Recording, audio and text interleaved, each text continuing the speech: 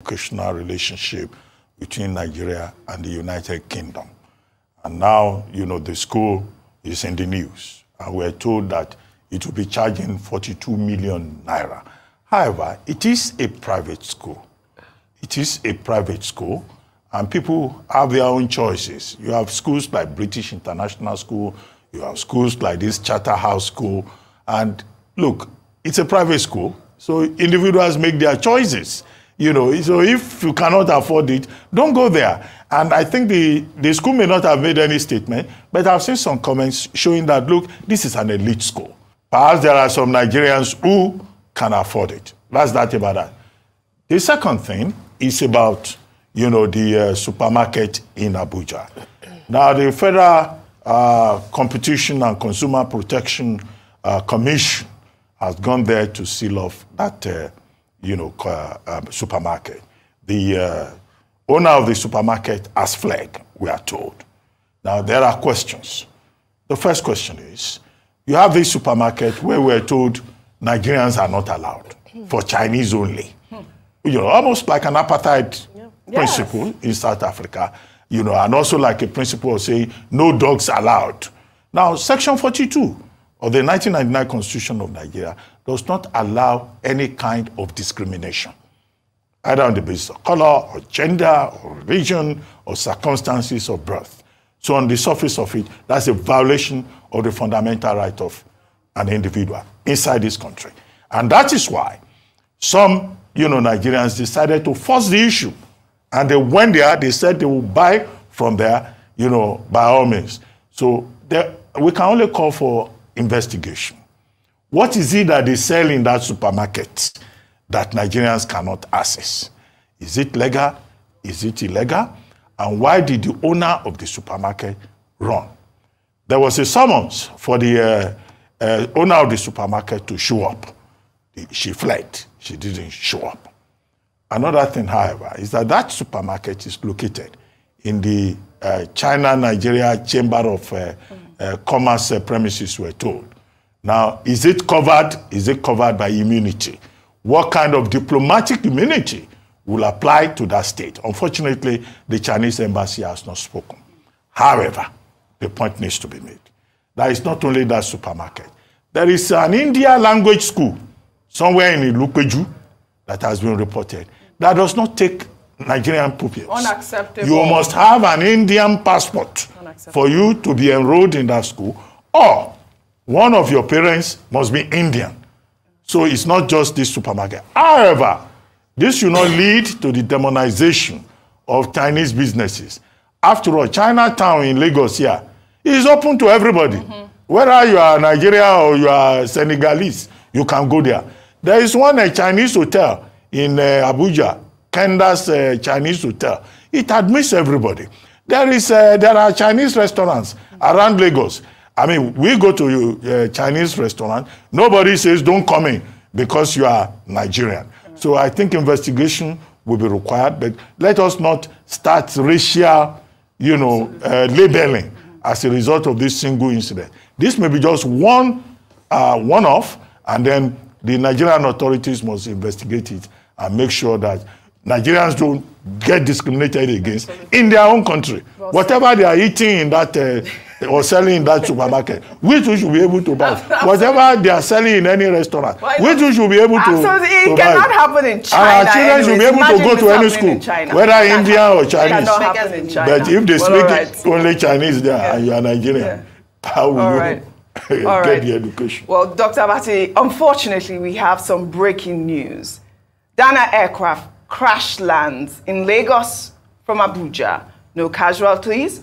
We'll bring you update as the news unfolds. I mean, we're hoping that, you know, nothing, no casualties will come out of this. I mean, we're glad to hear that it's just, you know, a crash landing at this moment. There'll be more investigations of this.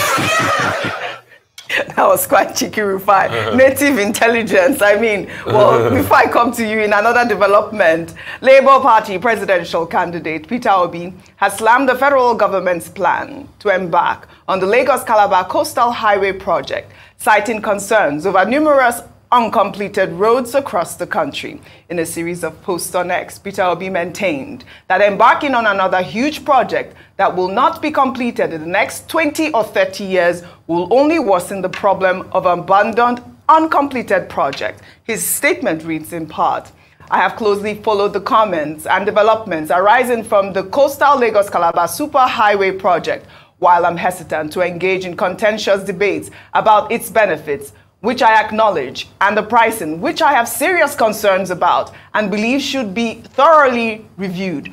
I'm compelled to raise essential questions about the timing and prioritization of such a monumental venture.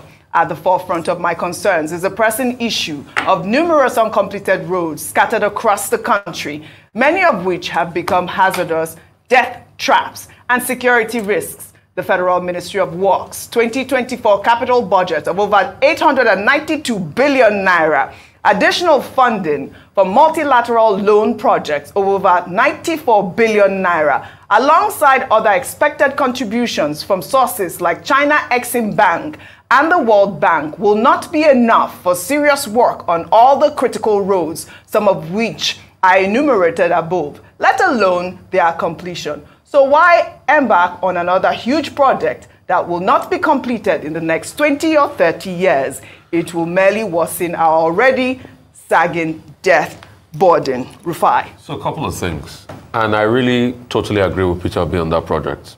You know, when Minister Omayi came here, we asked him, what's going to be the complete cost of the project? He said they are still doing it, they are still reviewing it. He couldn't tell us the complete cost of over 700 kilometers. But the cost, he told us, about for 7 kilometers was going to over $1 trillion. I have a document with me that I'm reading for that somebody sent to me. Was like the initial cost as requested was over 1.1 trillion, and it was now pushed down to about 1.067 billion, 1 trillion 67 billion, and thereabout. And the cost reduction was over 30-something billion thereabout on the project. Truth has to be said. Why expend over 1 trillion for a 47-kilometer project compared to when you have a country where there are so many roads left undone? That's the question. You can still use that money to patch a lot of roads. That's why we're saying cost-benefit analysis. This project is not emergent as we speak, because you're also using it to cut across people like Landmark. They already got into the beachfront. There's a live view now you can see if you go to Landmark's YouTube page of the already on the beach. So you are cut off the beachfront, and Landmark makes their money through the foot traffic. So you've cut off the beachfront, you are hampering businesses, you spend over $1 trillion, and it's as directed by the federal government to pay. So what's the hasty nature of this coastal road project as against other projects in the country where you can put money into? That's the main question. As regards what Alex Oti said, it was what they call the airport scam. Guess what? Every state government try as much as possible to use that thing to scam people. So Alex Oti must not just read out that report. That report also must be sent to the EFCC and the authorities so that they are investigated. Absolutely. I was in Enugu over the weekend, Oji.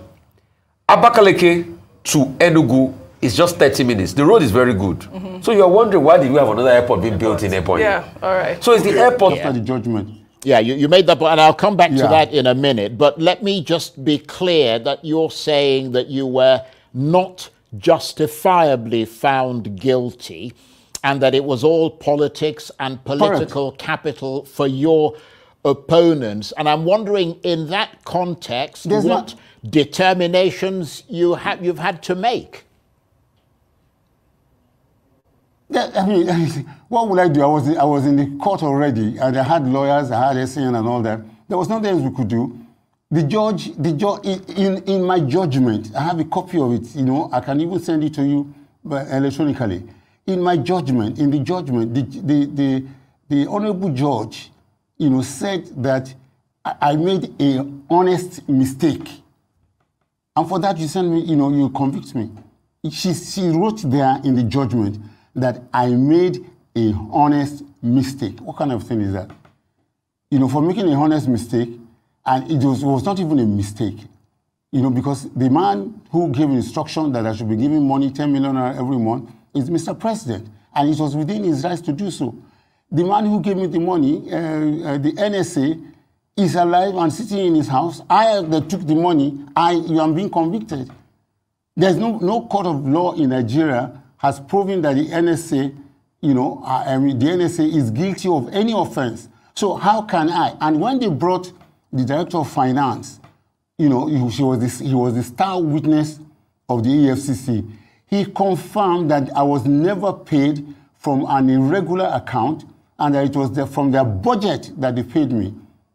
You know, that was their own star witness, totally, completely exonerated me. But the judge went ahead and still convicted me. But of course, the fact is that you eventually, whether you were forced or you made the decision voluntarily to resign, you resigned as the Director General of Peter Obi's presidential campaign. Yeah, so as not to put any encumbrances on the party. You know, we I were understand riding so that. high. And you thought that was the right thing to do. Issue. You thought that was the right thing to do. Yeah, I didn't want any issue. Correct. Many people in the party, you know, said, you know, there was, you know, since I had the right to appeal, that there was no need to resign. I said, no. You know, we are coming with a new thing. We are coming with, you know, promising Nigerians, you know, something new. You know, if I have this, you know, on my neck, let me step aside. It was done by myself willingly and within, you know, 72 hours of the judgment. I did it by myself. But obviously a lot of people have said that the Peter Obi campaign would also have breathed a huge sigh of relief, because I mean this was coming at a time when Mr. Obi was carefully trying to cultivate the image of a politician that is untainted by the kinds of things that you were charged with. You said it's not corruption, but a lot of people think that money laundering, diversion of funds is a form of corruption. It's not an issue. It's not an issue of what a lot of people think. It's an issue of law. Right. You know, it's an issue of law. I have one of the highest charges in the country and ever, 59 charges. You know, and all were repetitive. But over 34 of those charges had to do with corrupt accusation and allegation, and the judge totally dismissed them completely. Right. And, you know, only talked about, you know, money laundering. And I told you, she said, you made, you know, in her judgment, she wrote it down in her judgment, not verbally. She said, you made an innocent mistake. So somebody who makes a mistake is not a corrupt person. I'm not corrupt. I've never taken money any money that doesn't belong to me in my life. You know, I come from a very wealthy, rich family. We don't steal from the system. We protect the system. I have never done a federal government contract in my life. I only have two houses. You know, I only have two houses in all this my living. One in Ilupeju and one in my hometown. I have no house anywhere in the world. You know, it is just so sad, you know, but for God that has made me to be strong, it's something that, you know, one should really psychologically break down. I'm a man of great honor and pedigree. I don't steal. In my family, we don't steal. We give people money. We don't steal money. I don't have reason to steal money. There's no basis. Right. And, you know, if I'm going to steal money in a government, 10 million naira a month. Right. I understand that. And I think a lot of people commend you for the action that you took, Dr. Kube. It suggests that you agree that the Nigerian public deserves politicians who, like you, know that the rules apply to them and that they are not above the law. But of course, that meant your resignation from the Peter Obi presidential campaign. You could not, as a consequence, deliver Aso Rock to him, something you had vowed to do. And to be fair, your push on his behalf, I mean, it helped to electrify millions of Nigerians who subsequently voted for him. I mean, how crushing was it for you having to abandon the campaign ship halfway through the journey? I mean, how did it feel to be suddenly excluded from all that? It was painful. I must confess to you. It was painful. We were on, like I said, we were on a high. We were riding very, very high. And I was on top of my job. There's no argument. I've always executed everything given to me politically with a lot of sagacity and competence. That's my nature. That is who I am. So, you know, I want to say that it was the devil that found a way to get me off that train. You know, it's a pity, really. It was painful, but, you know, a man has got to do what he's got to do, and that's what I did. Yes, but of course you talked earlier, Dr. Coupe, of political opponents, and you gave the impression of people from sort of the rival ruling party and all the rest of it. But the Labour Party, of which you were a member, I mean, there were people there who accused you of bringing the party into disrepute after your conviction. I mean, was that why you left the party, or were they actually very tangible ideological differences, as you suggested when you resigned from the party? Charles, once again, you are mixing two issues. You know, the judgment, you know, was different. And I'm telling you, if anybody said there were people in the party who, you know, no, majority of people who are in labor and who are obedient, you know, really felt sad that I had to leave. It was very, very painful. You know, I mean, but you know, you can never be 100% okay with everybody. I know that. But to say that, you know, people felt that I was a problem to the party, no, that's not true. Then my resignation came several months, more than a year after the case, after the judgment. So there are two different things. This was my position, and this is still my position. We, you know, Peter and I started this thing together, and you know, God was with us. And we moved all over the country, first in PDP, then in Labour. We went to Labour Party. We went to, number one, you know, people have asked me, why did you leave PDP? All right, guys, I have to stop that video there. This part is a very, very interesting video that I wanted you all to listen to, but you can still have the opportunity to go to Arise and watch the full video right there. Good morning, good afternoon, good evening to every one of you, my wonderful people. It's good to be back here again. Today is Tuesday, 23rd of April, 2024. We are here again talking about the things that's affecting us, continuing from where we stopped again yesterday. My people, how you guys doing? It's good to be back here again. Mother of all Mommy Diaspora, good evening to you, Mommy. Thank you very much for all you do. Appreciate you always. Thank you very much, Abu Azi. Thank you very much, sir, for all you do. Madam Martina, Basui TV, thank you very much. Madam Iris Finance, thank you very much. I appreciate you all for everything that you do. And God bless you now. Madam Lady Eugenia, it's good to see you again. Thank you very much for the super chat earlier on. May God bless you. May pocket never ever run dry. Thank you very much, Adelaja Ogumbiyi. Thanks for the super chat as well. May God bless you. May pocket never run dry. Then we have Stephanie Ojek for the super chat as well. Thank you very much. I really do appreciate you. I appreciate every one of you that is right there with us. CXL is with us. Divine Joy. Thank you, Adoraro Donny. Thank you very much. Amaka E from Twitter. Thank you very much. God bless you all, my wonderful people. Sagio Diasi, Adesuwa, Sagede, Michael Kata, Didi Anthony SO, and many others that I think I've showcased already on the screen. Madam Origin, thank you very much, Ma. Thanks for all you do. I appreciate every one of you right there. Jennifer, thank you, thank you, thank you. I wish I can mention all names again. Divine Joy, thank you. Thank you, my wonderful people. Do your part and press on the like button and help us to share. Press on the $sign, encourage what we do here for you every single day. Whenever you want to hit on that $sign, don't just think about it. Just say, okay, let me bless this man. Let me bless the channel. Let me encourage them to do more for us. All right, guys, as you can see, Doyin Okokbe, since he left Labour Party, since he resigned from that, what should I call it? Should I call it, let me use the word allegation, because it disputed some of the claims. Let me just say allegation, with the allegation of theft and all that, blah, blah, blah.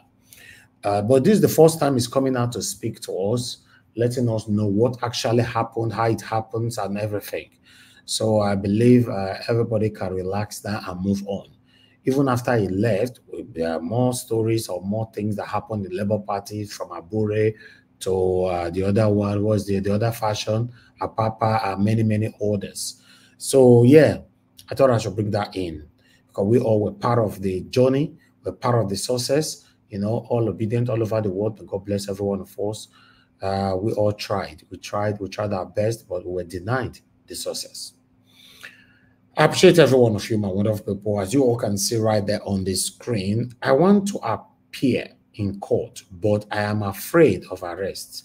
You see, when these people are taking decision on the commoners, they don't care about how you feel, whatever you're going through. But look at a billionaire or a former governor, whatever I'm going to call it in, saying that I would like to appear in court, but I'm afraid of arrest. Why would Yaya Bello be afraid of arrest? Tell me. Why on earth would Yaya Bello be afraid of arrest? You know, so that's what we can see. But let's listen to what the EFCC chairman have to say. How this Yaya Bello take thief money, and many other things. Let's listen to this. But while we are listening to this short video, I'm just going to post out a link right now for those of you that want to join us, because this is the last video. Please come in on time. Let's talk about the things that's affecting us together. A link has been posted. Click on it. Join us here, and let's do this together, my people. Let's listen to the EFCC chairman quickly.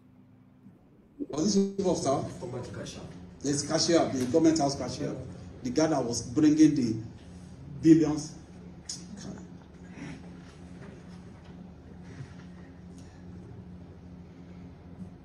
I'm so passionate about the need for us to move forward in this country. A sitting governor, because he knows he's going, you move money. I mean, the particulars of offense is there. It's before court. Go and check it. Apply for our processes, please. You will get some of these particulars of offense there. Move money directly from government to bring the change. Use it to pay the child's school fee in advance. In advance. Dollars. How much? 71? Yes. Total is over almost 800.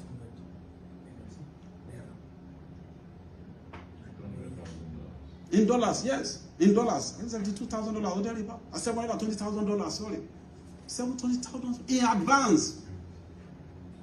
In Nigeria that was going to leave government house. In a poor state like Kogi. And you want me to close my eyes to that? Under the guise of saying I'm being used by who? At this stage of my life, used by who? By who? For crying out loud. I assumed office here. I didn't initiate the case. I inherited the case file. I called for the case file. I called for the report. And I said, look, there are issues here. Do you know on my honor, I put a call across to him, which ordinarily I'm not supposed to do. Just to honor him as a governor, as a immediate past governor. Sir, there are issues. I've seen this case file. Can you just come? Let us clarify these issues. I'm under camera. He said, sir, I thank you, my brother. I know, but I can't come. There's one lady, I don't know what her name is, that she learned she had set, she has surrounded the EFCC with over 100 journalists, to come and embarrass him and intimidate him and all kind of stuff. I said, okay, if that is your fear, I'm going to pass you through my own gate, special man's gate. You will come to my floor. We will accord you that respect. I will invite my operatives. They will come and interrogate you or interview in my own office. What could be more honorable than that? In my own office. To allay the fear. Thank you, sir. I appreciate it. You know what he said? But can't they come to my village? That's what he told me. Can't they come to my village to come and say, I told you. He also got to, he sent a message to him. My director of the investigation sent a message to him. Some people say we are handling him, we are harassed. How about? Let's be fair on this. Look, we need the FCC. We need this institution to survive. We need this institution to survive. I'm telling you. So many victims that we have wiped tears off their eyes. People that they have swindled and all of that in their millions. How much are we going to say? Every day we keep recovering money for victims. Every day. In my 6 months, we have recovered close to 120 billion. Over 1,600 convictions.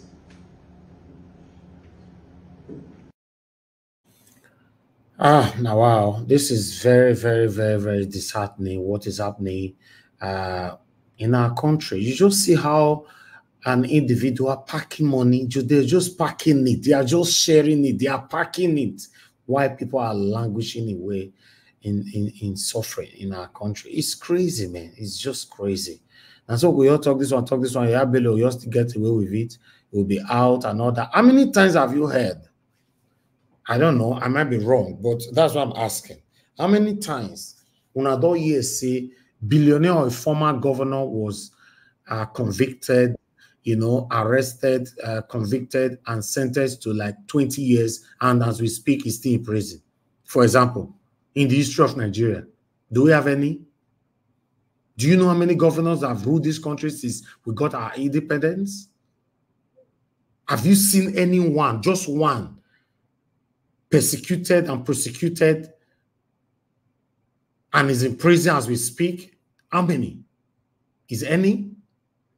Then let's go to commissioners. How many commissioners have you seen since Nigeria was created?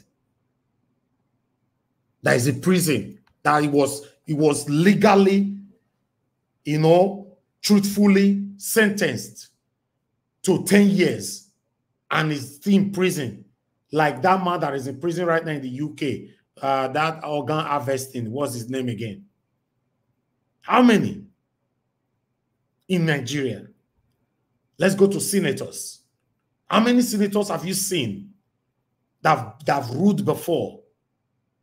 Since Nigeria was created, or rather, since we got our independence, that is in prison, that was sentenced for corruption.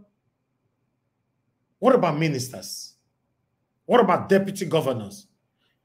Listen, do you know how much these people are stealing? And the surprising and shocking part of all is to see people that will still come to our comment section to insult us. Are you okay? Even though your papa did it, and these things are happening, will you have the mind to defend your father? Do you have a heart at all? You will defend your father when you know that your father is part of the reason why we are where we are today. We have a long way to go. We have a long way to go. I'd like to take this. I only have 2 articles, you know. Let me take this so that we can just move on. Thank you very much, my people. I appreciate every one of you. Let's take this Yaya Bello. As you can see right there, I want to appear in court, but I'm afraid of arrest. Yaya Bello and Vanguard. You know, the embattled immediate past governor of Kogi State, Alhaji Yaya Bello, said he was ready to appear before the Federal High Court in Abuja to answer to the 19th count charge the Economic and Financial Crimes Commission, EFCC, preferred against him. Though Bello was absent for his arraignment, he briefed to a team of lawyers who addressed the court on his behalf on Tuesday. A member of his legal team, Mr. Adiola Ade, in fact, I don't want to continue with this, man. There's no need. I'm sorry. Let me just take the last one so we can move on. Oh, I think I have 2 more. Sorry. I think I just 3. I have 2 left. So let's quickly take this one, as you can see right there. Insecurity is declining since terrorists can't afford AK-47 rifles, rising costs now at 5 million. Ribadu Naitokan. You know, do you believe that? I don't know. So I just thought I should bring that. Is coming from Sarah Reporter. And the last one is coming from People's Gazette. Let me quickly take this one so we can move on. Thank you. Thank you, my wonderful people. I appreciate every one of you right there. As you can see, Nigerian children facing hunger rose to 16 million in Tinubu's first year as president, reports. Okay, new report by Save the Children says about 1 in 6, 15.6 million children in Nigeria are facing hunger in the lead up to the rain season starting in June. The number of hungry children in 25% higher than the same period in 2023, and is likely the result of increasing insecurity, protracted conflict, banditry, and rising food prices in the West African country. So they went on. So I would like us to move on. You know the funny part of all these things that we are reporting every day. You report it, but there's nothing. Nobody do anything about it. It's just like they use two people that they watch you from their this cool evening. All of them go they watch you for their living room. Say Nigeria too they complain. They put the image of our country in a bad repute. Let them. I beg, put another channel for me, Joe. I can't take these people. They complain. That's it. Let me take some calls. For those of you that want to call in, this is the best time for you to call in. I appreciate every one of you. In 10 seconds, please call in. We only have one person on the panel. What's going on? Are you guys joining us today? Please come on time, because the idea of dragging me to 6 hours every day, to be honest, is not easy. I don't really like it, to be honest. I don't like it. If we come on time, we all can talk, deliberate on the whole issue on time, and close on time. Or some of you come when I'm giving last this, you just come in. You drag me. It's not easy, man. It's not easy doing this job. Thank you very much, Mr. Ben, for calling in. Good evening to you, my brother. Please talk to us.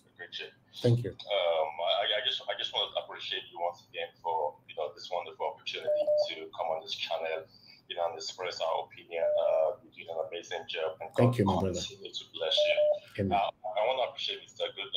Jonathan Kinsley. I know he's the only one there right now. Mr. Jonathan, for coming on this platform every single day, voicing your opinion. I doff my hat to you, and I say I respect you so much, and God will continue to bless you all the time, Mr. Jonathan, and every other members on the panel.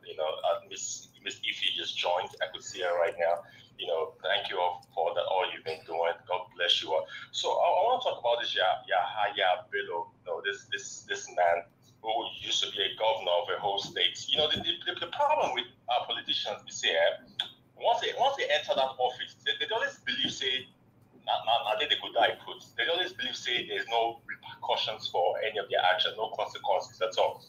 And that's because of the country of the where corruption holds sway. They believe, say, no matter how much they steal, once they leave the government, nothing will happen to them, because they already have the money to pay off all of this, lawyers, pay the judges and whatever.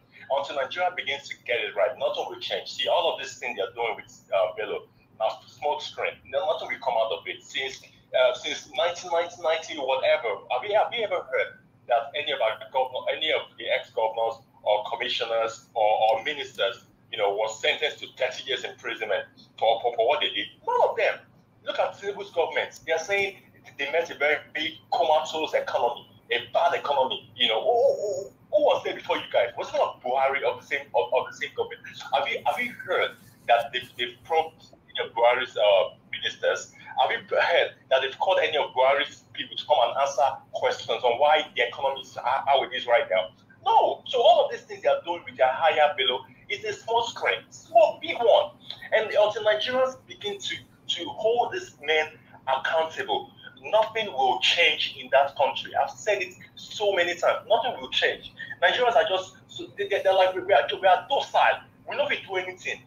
That's what these politicians believe in. They say as long as Nigerians are concerned, they will just talk.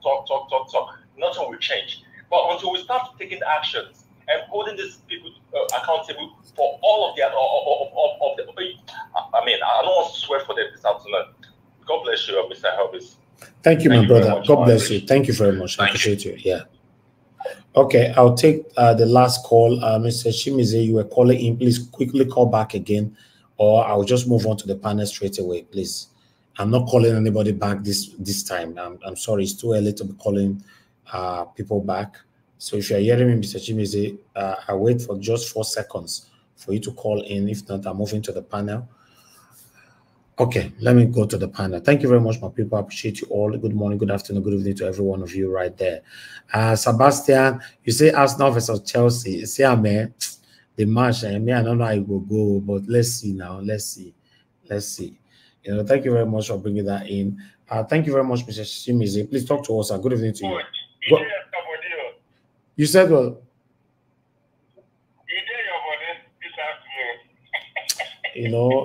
Trust me, my Nigeria Matabi has to get. See,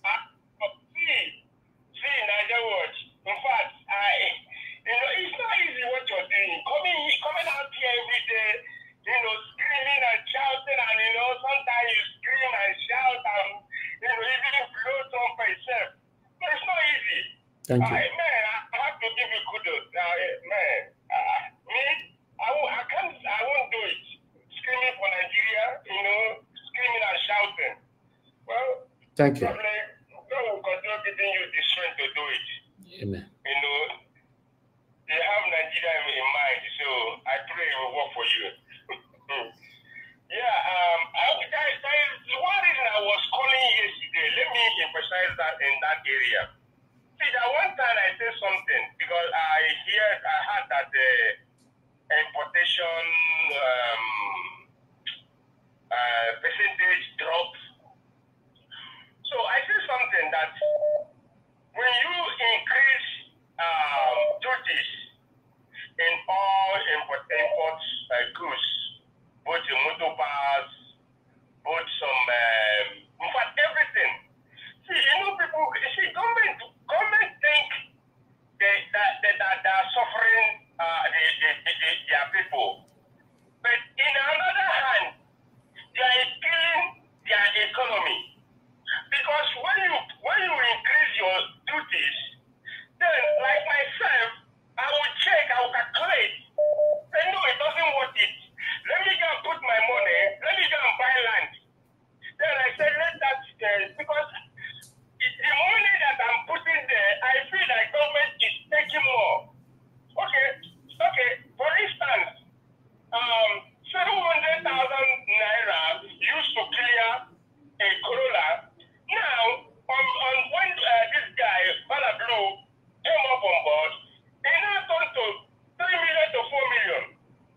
So how are you going to sell that much? How are you going to sell it? The same thing on container. Then, when all this thing happen, the people that are bringing goods will stop. They won't bring because they feel that the money they have seen on one container is too much. Then who's going to suffer it? The laborers back home, they will go hungry. The agents, they will go hungry. So, that means you are punishing your people instead of them to build or to see food in their table, on their tables. So that's what the reason why I was calling yesterday to chip this thing. So government don't know what they are doing. Okay, thank you. They're suffering people and all these things is still happening. Thank you, sir. If I were government, if I'm president, I would do something that people will benefit from. Mr. Chimize, thank you. Okay, like that one. I will call back, please. Okay, sir. Thank you, sir. Thank you. All right. I appreciate every one of you right there. Rita, you were calling in. Please call back if you are hearing me. I'm not returning any call this early. If you are hearing me, quickly call back before I move on to the panel to call on the panelists. Guys, help us to press on the like button. I appreciate every one of you. Now, God bless you now. Good morning, good afternoon, good evening to every one of you right there. I can see Street Saints here joining us. Thank you. Al, I can see right there. Madatu Sabi, thank you. Amazing Grace USA, thank you very much. I appreciate you all. Jack Obedient, thank you, my people. I appreciate you. Thank you. Washington Omorige, thank you. And the Iris Finance, it's good to see you. God bless you all. EJD Mike, I can see right there as well. And God bless you, my people. All right, Madam Ellen, I can see you. Kingston Geraki and many others right there. Thank you. Okay, let me go back to the panel. Let me call on Mr. Jonathan. Mr. Jonathan, thank you very much for always joining me every day amongst others. And I thank you for your promptness. Your promptness means a lot to me. I just want to say I'm very, very grateful. Thank you very much. Thank you very much, please, Mr. Elvis. Hold on, please, madam. I'm calling back now, Okay. Please. Thank you, Madam Rita, for calling in. Good evening to you, ma'am. Please talk to us. Yes, good evening, Mr. Elvis. Good afternoon, everybody. My lovely mommy, Yasura, greetings to you. There are two things I'm going to speak about. I'm sorry I'm not able to join the panel now. If by God's grace, I'll be able to join later, or let me just speak now. Now, the first one is I watched Doni Okupe speak. There's one thing that he said that actually struck me, and he said, even if he didn't put in the exact words I'm about to say, but this is what I saw. He was willing to sacrifice his reputation and his position in the Labour Party for Peter Obi to have a clean slate. Now, presently, what do we have? We have somebody who calls himself the chairman of Labour Party, Julius Abure, refused, I repeat, refused to sacrifice position just to give the Labour Party a push ahead. He continually stayed. Everybody, including this man, including myself, I said, Julius Abure wants, if Labour Party stands for integrity, and the man who is the leader of Labour Party, yes, Peter Obi is the leader of Labour Party, in case you guys don't know, it stands for integrity and character. If Julius Abure was in tandem with the beliefs of Peter Obi, he should have resigned from day one. Even if he knows, even if it's allegedly, that there was some sort of misappropriation of funds. It just talks about character that we talk about. Certain things that you do, it shows your character. I'm not going to go to That's greed now. Greed. So it shows that you have a dirty character. And one of those attitude is greed. But even if you're a greedy person, it gets to a certain point in life when you're faced with a challenge. You have to choose who you are. You choose who you are. And do you say, you know what? I don't want to spoil this man's presidential campaign. Let me step aside. I remember then, when he stepped aside, there was an uproar and there was so much speculations. But he's coming out now to really speak. He sacrificed that. He didn't want any stain to the personality of Peter Obi. He stepped aside. But Julius Abure refused to step aside. I'm just going to stop it there. Now, going straight to what's this man, the chairman of ESCC, Mr. Elvis, Nigerian. The only word I have to say for that man is make it all enter house. Let him just enter house. The two governors that have gone to jail, I think it's that Darie, one of Plateau and Taraba states. One was given 10 years, the other one was given 6 years. One of them stayed 4 years, and Buhari in the administration pardoned them. They came out. I think Darie was actually even still receiving money. He had, I think, 100 and something million naira that 171, I think, that he was supposed to be, he was going to get. So, what a country!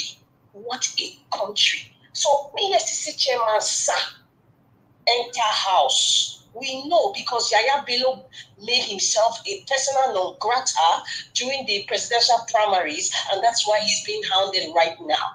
And I'm not saying this. I know some people will think, oh, is she saying that what Yaya Bello is good? That is not the point. Please open your brain. If you listen to me, it's not the point of whether Yaya Bello stole billions of naira. There are many people prior to Yaya Bello. Now, in every government, I've noticed every time a government comes to play in Nigeria, presidential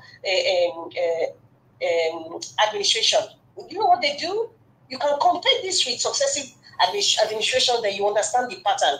What they do when they enter within 6 months, they start handpicking personal non gratas within their party and bring it out so that they can get legitimacy and to prove that they are against corruption. That's what they do. They might end up persecuting Yaya Bello, but it will be a case of Joshua Darie, and he will be pardoned later. This is the pattern. And they always use the EFCC as a stepping stone to prove legitimacy or to prove that they are really against corruption. So that's what I'm saying. The EFCC chairman, sir, enter house. Thank you, Mr. Elvis. Thank you, man. Thank you very much. Thank you. Okay, thank you. Callers, let me come back to you. Mr. Jonathan, thank you very much for your time. But before that, Mr. Jonathan, please, can I allow Madam Ife to speak so that you can come in after her? Yeah, please go ahead.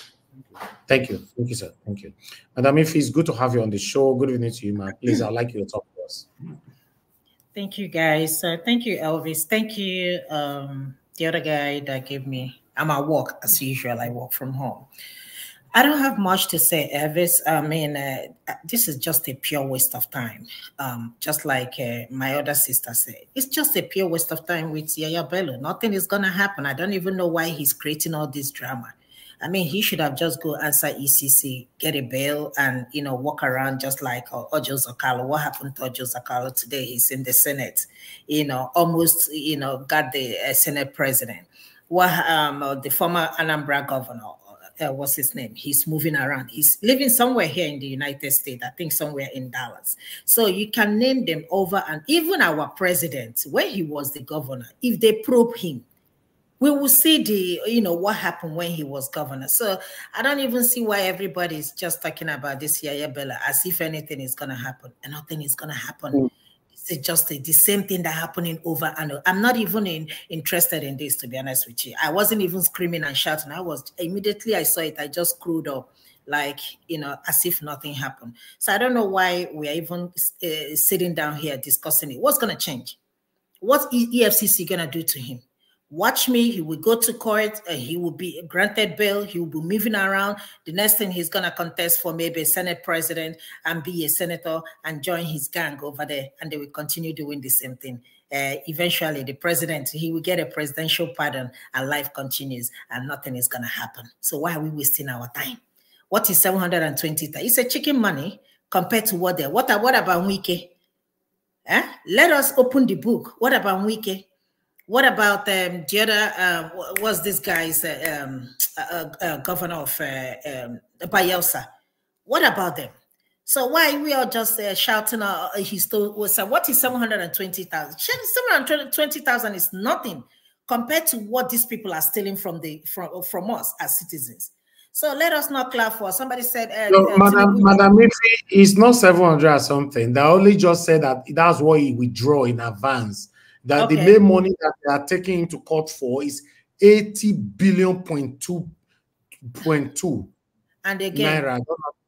Yeah, that's almost 100 billion naira. Bros, nothing is gonna happen. We are not gonna see I agree with you. So why are we making noise? Even if he steals a 200 billion, even if it steals $1 trillion, nothing is gonna happen. Let us start from our president, all of them. Just like somebody said, all these people need to put in a room and, send to a quad. All of them. If you want to fix Nigeria, start from the beginning. Don't spare anybody. So, I mean, I don't know why everybody's rejoicing. Ojo Zokali, did he not steal? How much did he stole from the people of Abia? We heard what the new governor said, how they awarded fake contracts. How many people, contractors, about 10 or 14 contractors, with none. We heard about this ghost airport. We didn't even hear about it again. But in the paper, they talked about it. Where is the money?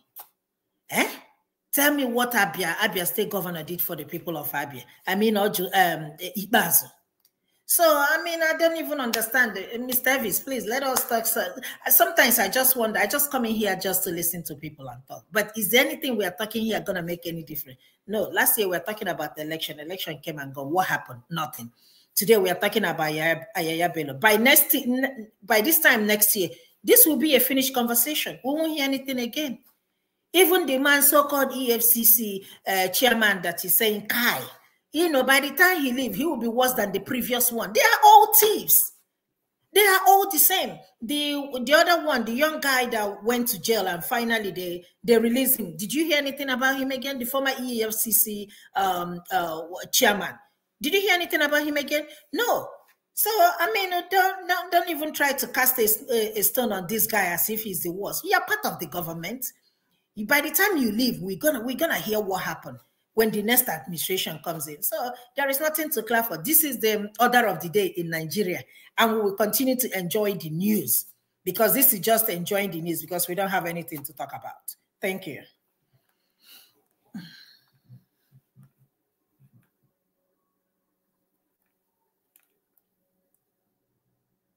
Hello?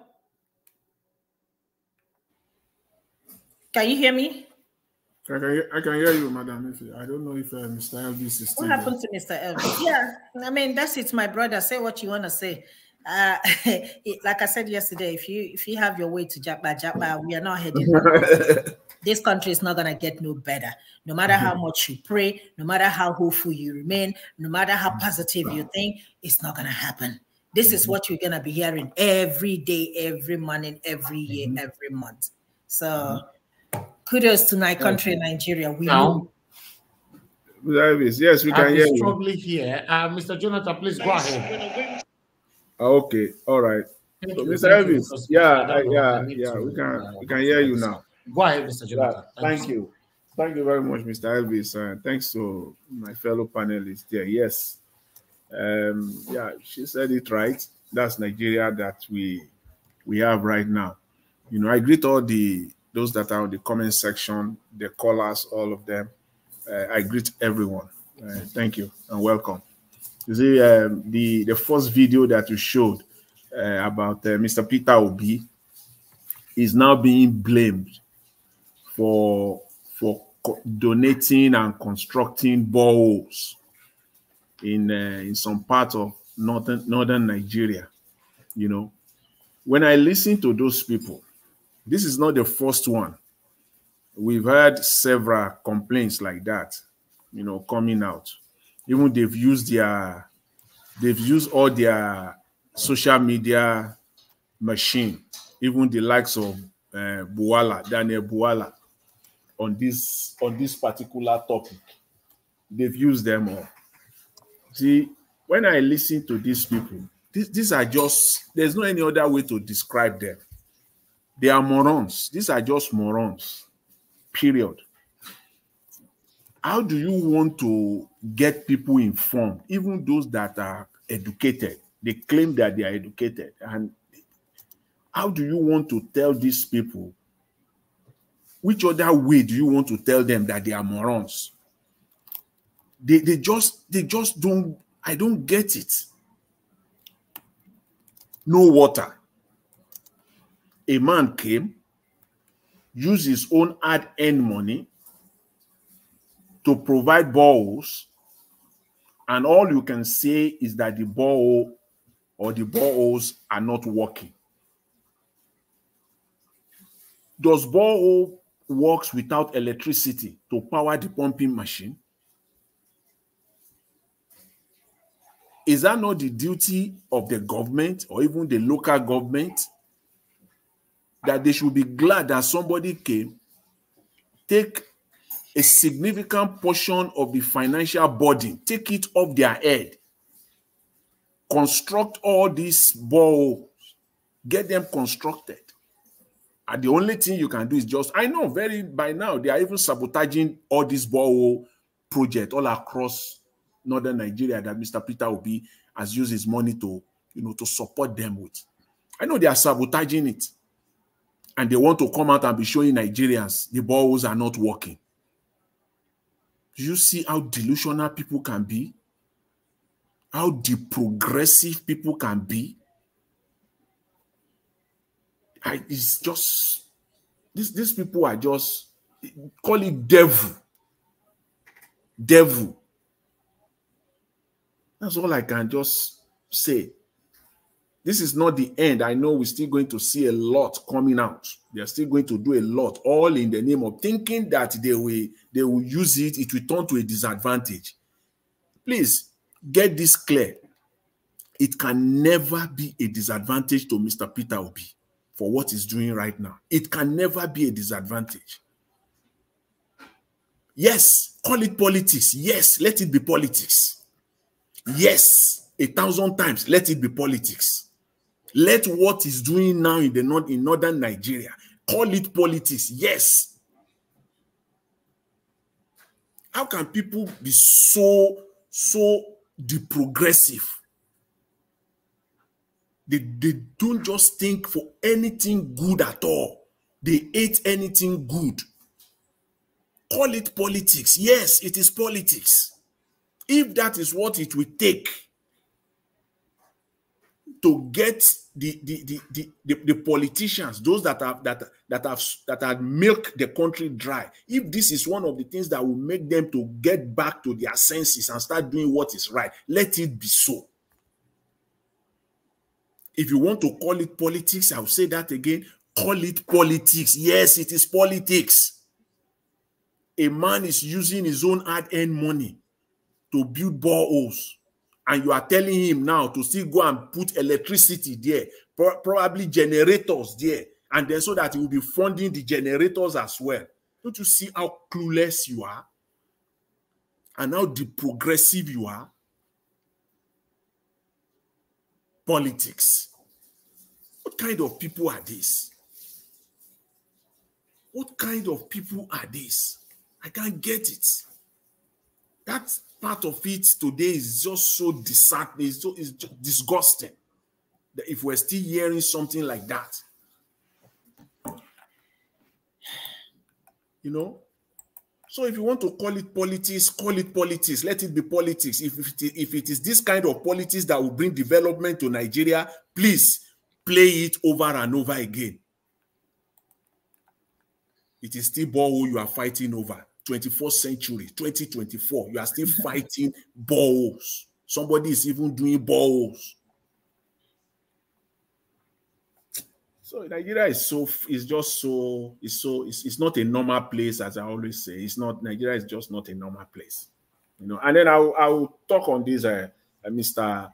Okupe, for a moment. I want to say that, first of all, I thank God for his life, that he went through and that he came public to talk about his condition, and he did well. It's a fine testimony. And I thank God for his life, you know. And again, for me, when he resigned, the issue that the bone of contention that people focus on was, he said he resigned because of political, ideological differences. But I think today he made it clear. It was very, very clear what he did back then. So it is no longer ambiguous to us. It is now clear. He did this. Yes, some section of the Labour Party does not want him, or they didn't want him to resign at that point in time. They didn't want Mr. Dr. Okupe to resign. But he did the right thing. He did the right thing. And he said that he do not want to leave any encumbrances on the party. So he had to go. That is ideological difference. It's not that he left because of any animosity or any internal fighting or struggling. No, he did the right thing. And if Nigerian politicians we go along that line and do that, when you are confronted with the issue of corruption, whether you are in office or out of office, you should be able to come out clearly and do the needful. Step aside. Step aside and don't rob your corrupt nature. Don't rub it on others. Step aside and let there be clarity, so that the party, the state, the country can move on and people can learn. But not just you want to hold on to power just for yourself and for yourself alone. So I want to, Mr. Okupe, for me, it was a fine conversation. And all I can say is that, I thank God for him, for his life. And if he still want to come back to politics, yes, he has the right. He can do that. He can do that with his shoulder held on, with his full chest. And he will even be more respected, because he stepped aside and God even used that period to save his life. It was not just ordinary. And he understood that perfectly well. So for me, I'm really glad with that, and I believe he set a good example for Nigerians. And with respect to the EFCC chairman, see, this is Nigeria. We have seen the movie before. We've seen it before, unless you've not been following Nigerian politics. Nuru Ribadu did the same. He came out when he was pursuing politicians. It's just like you are watching a movie. You just press the playback button. It's exactly the same thing. We've seen this movie before. Once Yaya Bello go ahead now and prostrate to Mr. Tinubu and the other leaders of the party in the north, you will see the story will change. Mr. Yaya Bello is working it out. Mr. Yaya Bello will get to a point, he wants the access. What he wants now, what Mr. Yaya Bello is looking for now, make no mistake about it, is working hard, using his contacts. Okay.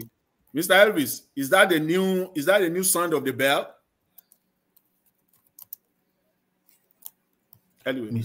Mr. Elvis has gone digital. No. That one is not coming from me. It's coming from my moderation. I've muted. Okay.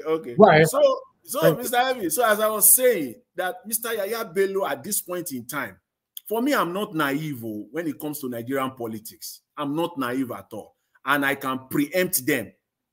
I can always preempt them. 99% of the time, you will be right if you follow Nigerian politics. All Yaya Bello is doing at this point in time is pressing his button. He's doing everything. All he wants to do now, he wants to get a one-on-one meeting with Mr. Tinubu before he goes and presents himself to EFCC. And they are making it impossible for him. They are blocking him. He's using all his contacts all over the place. He needs that one-on-one meeting with Mr. Tinubu to sit and then go there, enter that room, and prostrate full stretch on the floor. He will lie down full on the floor like this for Mr. Tinubu. And Mr. Tinubu will now say, yes, welcome, my son. You have learned your lesson. We will get you the soft landing that we need. So go now, go and do the needful. That's what Yaya Bello is doing now. He needs it badly. And they are blocking him all the way, that you are not going to get this one-on-one meeting with Mr. Tinubu. That is how they do it in Nigeria. At the end of the day, he will get it. He will use his contact all over and he will get it. And he will prostrate full length. Full length. He will take up his cap and he will prostrate. And the language is, welcome, my son. You have done the needful. They will give him his warning. That's it. Other than that, there is nothing else. And wait until that time. You will see how table will turn. Then you will see how the judge or the judges that will be assigned, the specific court that will be used, all will be decided. And then they will say AFCC can now continue their charade from that point on. You know why this man is still running his mouth now, the EFCC man? That meeting between Mr. Yaya Bello and Mr. Tinubu has not taken place. The moment that meeting took place, forget it. You will see story will change. So wait for that day. Wait for that time. And then the charade will continue. That's that with that. So it's a waste. Let's just wait and see the video, you know, the old movie play out, you know, in Nigeria as, you know, as they do. So finally, Mr. Elvis, I will just talk on this this Abuja Chinatown thing, you know, in Nigeria, where they are they banned Nigeria, or they ban Nigerians from coming to the shopping center or whatever it is. And then alongside the British school in Lagos, that the tuition fee or the school fee, they set a 42 million naira school fee. Yes, it's a private school. It is a private school. I agree. So they can. But private or not private, how can somebody be paid 2 million naira? Yeah, I know. I know it's a but the thing is that yes, that's exactly, you took the word from my mouth. Whether it is private or not private, 42 million is a staggering amount for even government to allow that. Private school, there's an amount of money that they set, a benchmark that they set for them. In the Western countries, government even give the private school certain amount of money. They give them certain amount of money every year, so that to maintain the control. They don't just allow private school to flow like that. No, they give them, there's a certain percentage that they cover, because if not, the private school can do whatever they want to do. Government still supports the private school and give them a benchmark. There is a benchmark that, yes, this is your fee. Tell us your expenses. and will give you the margin of profit. So you cannot just come and be a Shylock and take advantage of the system, take advantage of the society. No, you don't just have that room to just do whatever you want to do. No. Yes, we know it is business. Yes, we know that people invested their money into the school. Yes, we know that you are going to make profit, but you are not going to make profit at the expense and at the detriment of the society in such a manner that it becomes so impossible, even for people that could ordinarily avoid it. I mean, afford it. You will just, rig them out of it. No, it doesn't work like that. It's simply because in Nigeria, they have created this system to the extent where there is nothing like middle class. They just created that class for themselves. They just created it and get a lot of people out of the system. 42 million naira. Are you kidding me now? 42 million. Not a university. And government is sitting down there allowing that. No benchmark. Nothing. It is just disappointing. The same thing, that shop in that China thing, you think is going on without the connivance of Nigerians?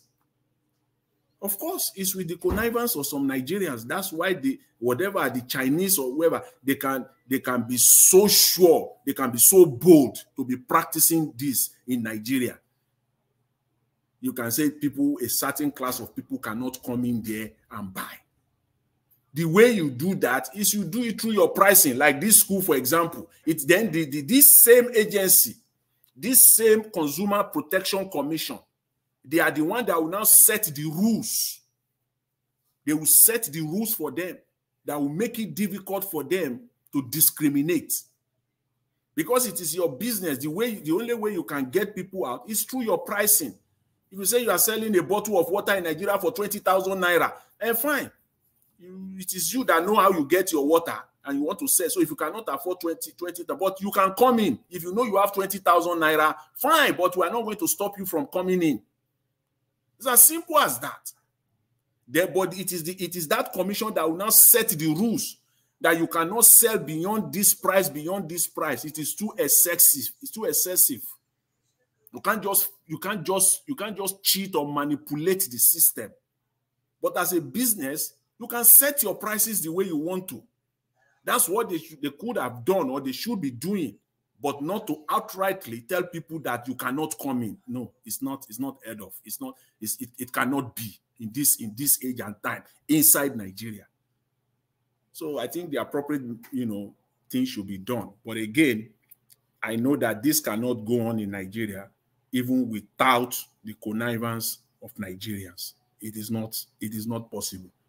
So, Mr. Elvis, I will leave it at that for now, and then I will take it up later if there's any more opportunity. Thank you very much, Mr. Elvis. Really appreciate it. All right, Mr. Jonathan, thank you very much, sir, for your submission. God bless you. I appreciate you. Thank you, sir. Oga Mashallah, it's good to have you on the show. Thank you very much. I believe I said we'll finish work today. Don't worry. My colleagues are coming. No, Mr. Elvis, don't arch your my colleagues are coming. Yeah. It is the silence. The silence is strong. Let her quick give his submission. We'll do final submission. I beg, to be honest, I beg. Okay, let me start with let me continue from where Mr. Jonathan stopped. The Chinese supermarket. Mr. Jonathan, I can tell you very well that this shop are selling illegal things that are contraband to Nigeria. That is the reason why you not allow Nigerians to come in there. Because they know us, that if we go there, we will spread the news. That's why Nigerians are not wanted in the shop. Because I do not see how you come to a country, set up a big supermarket, and tell Nigerians not to come to your supermarket. How many Asians how many Chinese do we have in Nigeria that will come and shop there if you're not doing something illegal in that place? there is more that meets the eyes in that shop. Because at that big edifice, how many Chinese wants to come there? How many Chinese you have in Abuja that will come and shop there, that you make your profit, and then you deny Nigerians living around that area? Nigerian government should look straight into these people's activities up to the port authorities, because whatever they are selling there is being imported. They are not Nigerian goods. They are not products made in Nigeria. So they need to do a serious investigation up to the port and how they bring their goods into the country, and they will now know the real truth. The international school, I saw that video yesterday. I saw the news yesterday, and I was wondering which human being will pay 4.2 million for school fees. Are they going to open the child's brain and just put everything inside at once? That somebody will pay 42 million for fee. Is it a term or throughout the year of the child in the school? Because Nigerians have developed a new style of keeping. Now they've blocked everywhere when they want to do moving money out of Nigeria, siphoning money. So the best way now is to open schools an average Nigeria cannot go to, and then you put a school fees for 4.2 million, and then you have ghost students going to the school. Thank you very much, Mr. Mashallah. Thank you. We are thieves in Nigeria. We are thieves. That I don't know the artist that sang that song. All of us are thieves. We are thieves because this is a thief that's opening the school. It's only a thief. Okay, you're showing us a school AD. You're showing me animation, architectural animation of a school that you have not finished building. Maybe they have not even done foundation. And you have already set the school fees at 4.32 million. Oh, 42 million. 42 million. 42 million, I mean. Yeah. 42 million. 42 million will build a brand new school in Edo State. 42 million will build schools. So it's this school in question, EFCC. You have a lot of work in your hand, though. Yahya Bello is a certified thief that with me I know. So chasing it again, just don't waste your time. He's the junior brother of all these thieves. This is their offspring. All the politicians, they have their offspring that is this Yahya Bello. Our generation that refused to do the right thing. If it's Yahya Bello that's behaving that did like OT now, we would have said, yeah, there's hope for Nigeria. But with this kind of person, there's no hope. Nigeria is gone. Has been gone since. Don't know who will go to a school 42 million, you'll be happy. What kind of work would that parent be doing? You have, okay, let's average family, you have 2 kids. You will now pay 84 million per term. Which work are you doing? Even a 7 worker. What kind of work are you, what kind of bullshit are you doing? How much do you earn in a month that you want to pay this kind of school fees? It's not even realistic. Anybody that has something, I mean, most of the politicians in Nigeria, they are not more human beings. They are now aliens because they steal like somebody that does not have conscience. For a governor, that can steal 8 billion naira, and you are saying you want to appear, you are afraid to be arrested. You are guilty. That's why you are afraid to be arrested now. You are guilty. The AFC man is saying the only big part is Nigerians. It will be a shame if this guy doesn't go to jail. Just to show us an example, EFCC. I know people are everywhere, but closing left and right. If you are here on Nigeria Watch, EFCC chairman, if this man does not go to jail, you are a shame. This man is owing people salary for months. Election period, road you did not build, you destroyed it. Now you are saying you are afraid of going to court. because you know they'll arrest you. Why won't they arrest you? With even this your story right now, I'm so sure everybody you are owing in Kogi State is praying that they should get you. The only painful part is you have hooligans that have, they call them, they don't have no future ambition. Were the ones supporting you in your house, that is singing all sorts of rubbish. That it is political. Even though it's political, you stole money. Political or not political, you stole money. So go and defend it. Go and defend the 8 billion that you took from government.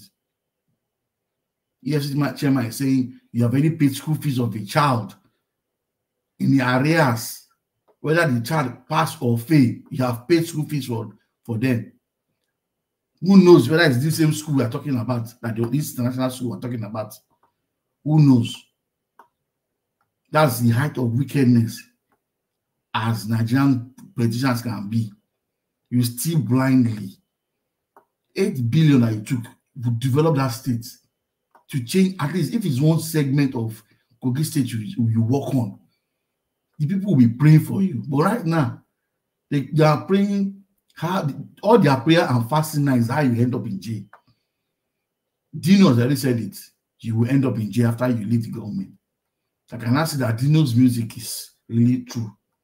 Because if you don't end up in jail, as an example, because they say they used to say it's alleged. To me, it's not alleged. 8 billion, you have taken it. Go and defend it now. You're afraid to go to court.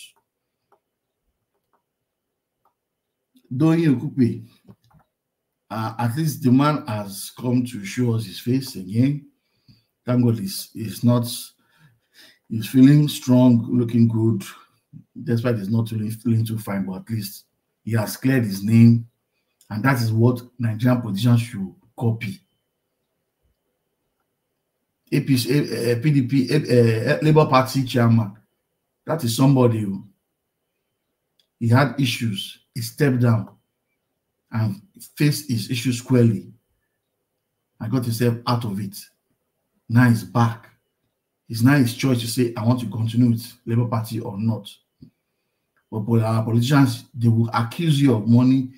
Go and defend it. You cannot go and defend it. You cannot go and say you're part of the story concerning money allegation.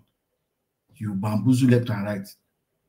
Mr. Jonathan, you talked about Yabilo looking for soft landing. And by the grace of God, he will not get soft landing. Tinubu, you will not see Tinubu in Jesus' name. You will go to this court and he will convict you. You go and join Bobrisky. Because you are a disgrace to our generation. They want the youth to come and rule the country. Yet the only youth that has been there as a governor could not develop a state. For 8 years, you are in a state as a governor. What can you boast of? Nothing. There are many governors that are supposed to be in jail today.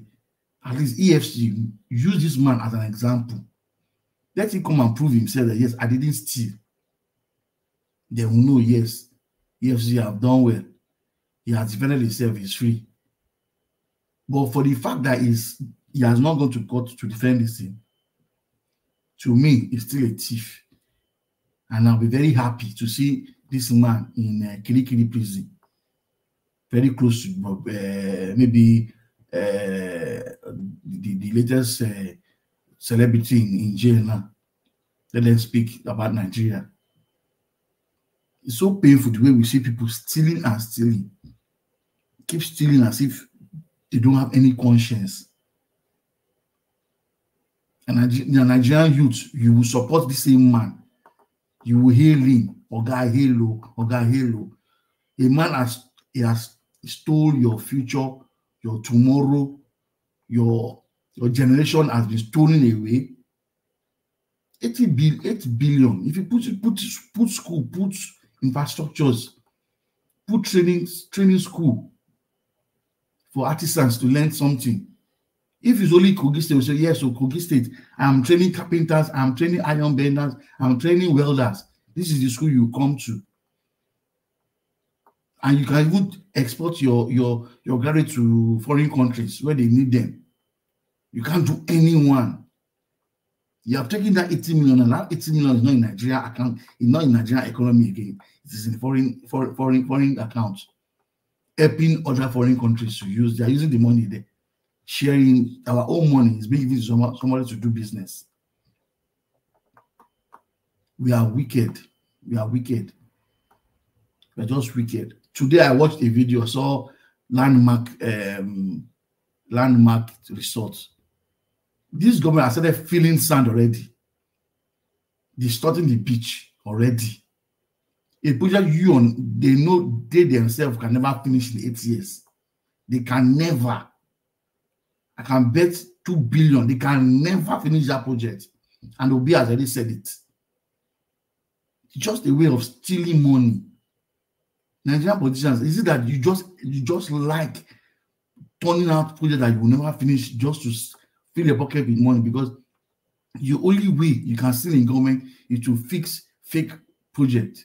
See, Governor Oti, he's in government now, only to discover that he has ghost project left and right, money approved, but project not approved. You can't even see the project anywhere.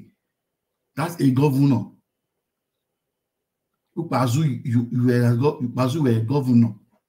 You did projects, signed projects into the air, release money to your friends, but project you can't find, but money was released. Is that life? Nigerians will be seeing them driving exotic cars, hailing them. You'll be driving, they'll blow siren, you have to leave the road for them. I can't remember when last I heard a siren of a politician. I'm in the UK. If it's not ambulance and police, no other siren I hear.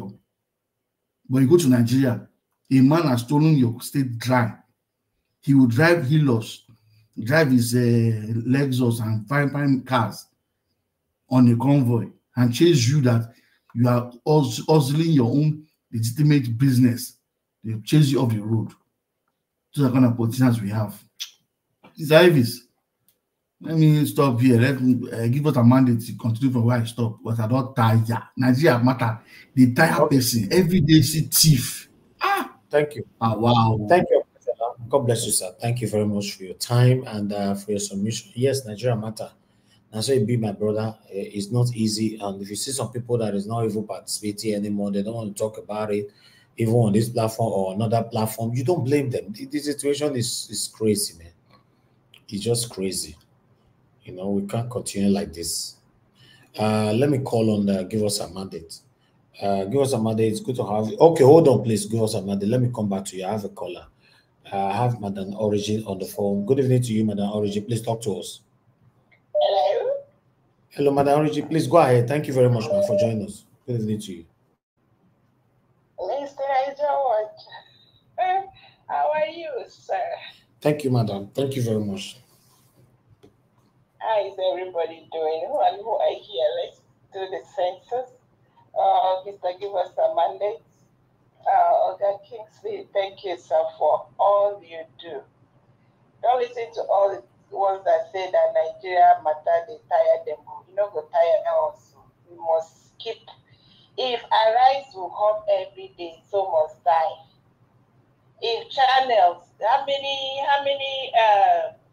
TV houses are feeding Nigerians with rice, feeding Nigerians with nomenclatures, feeding Nigerians with all manner of poison that is making people think themselves for who they are not. Anyway, from my diaspora, I greet you, my God will always, always bless you. Thank you for giving us a son that is not giving us hiccup or headache. I know why I use that all the time. Mr. Niger, thank you for your resilience, your tenacity, your courage, your energy, your consistency, and your character, which is very scarce commodity, and if you have it, I will continue to promote it. I greet everyone When this start happening, I'll start to remind us why we are here. I greet all the panelists who come here every day that are voice to the voiceless. There are 200 million Nigerians that are suffering poverty that they did not make themselves to be there. Widows, the orphans in Nigeria, those whose lands have been taken from them, those who are raped and buried every day, because we are left with a government that do not care, that is anti-human.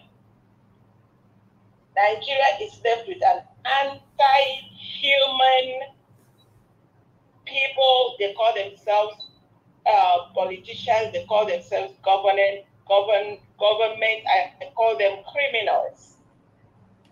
So our objective here every day is to come and clear a little bit, as much as we can push this pain, educate ourselves, expose the lies, speak the truth to the people, to ourselves, and speak truth to the government, whatever they call themselves, and be their voice of conscience until they fall off the cliff.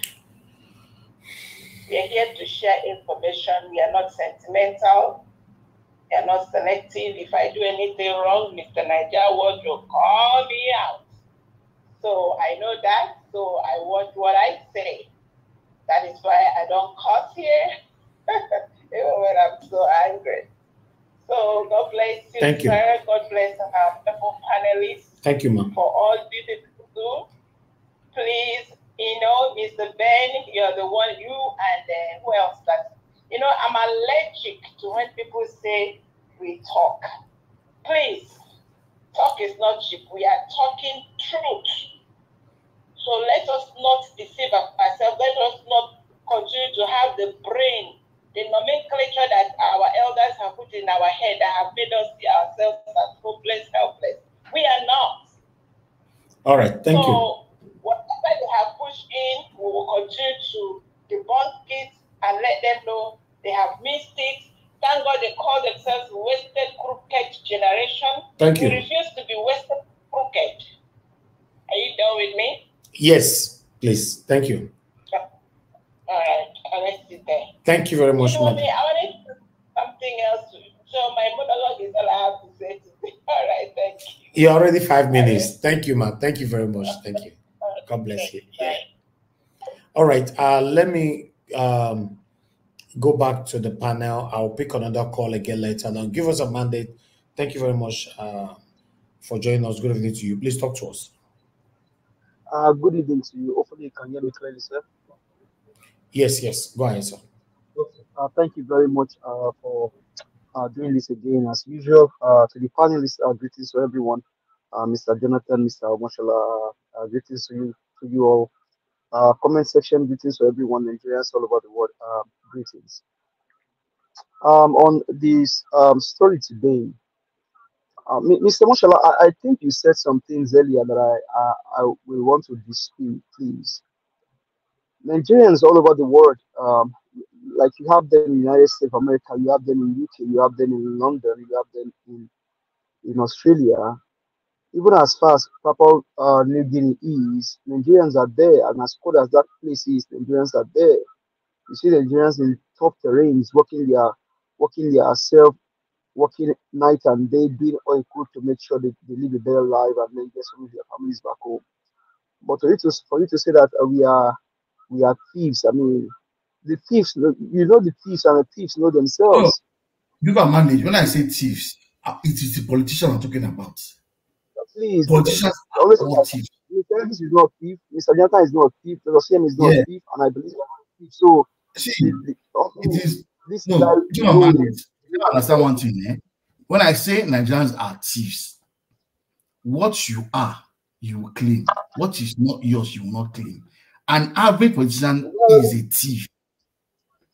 An average politician is a thief.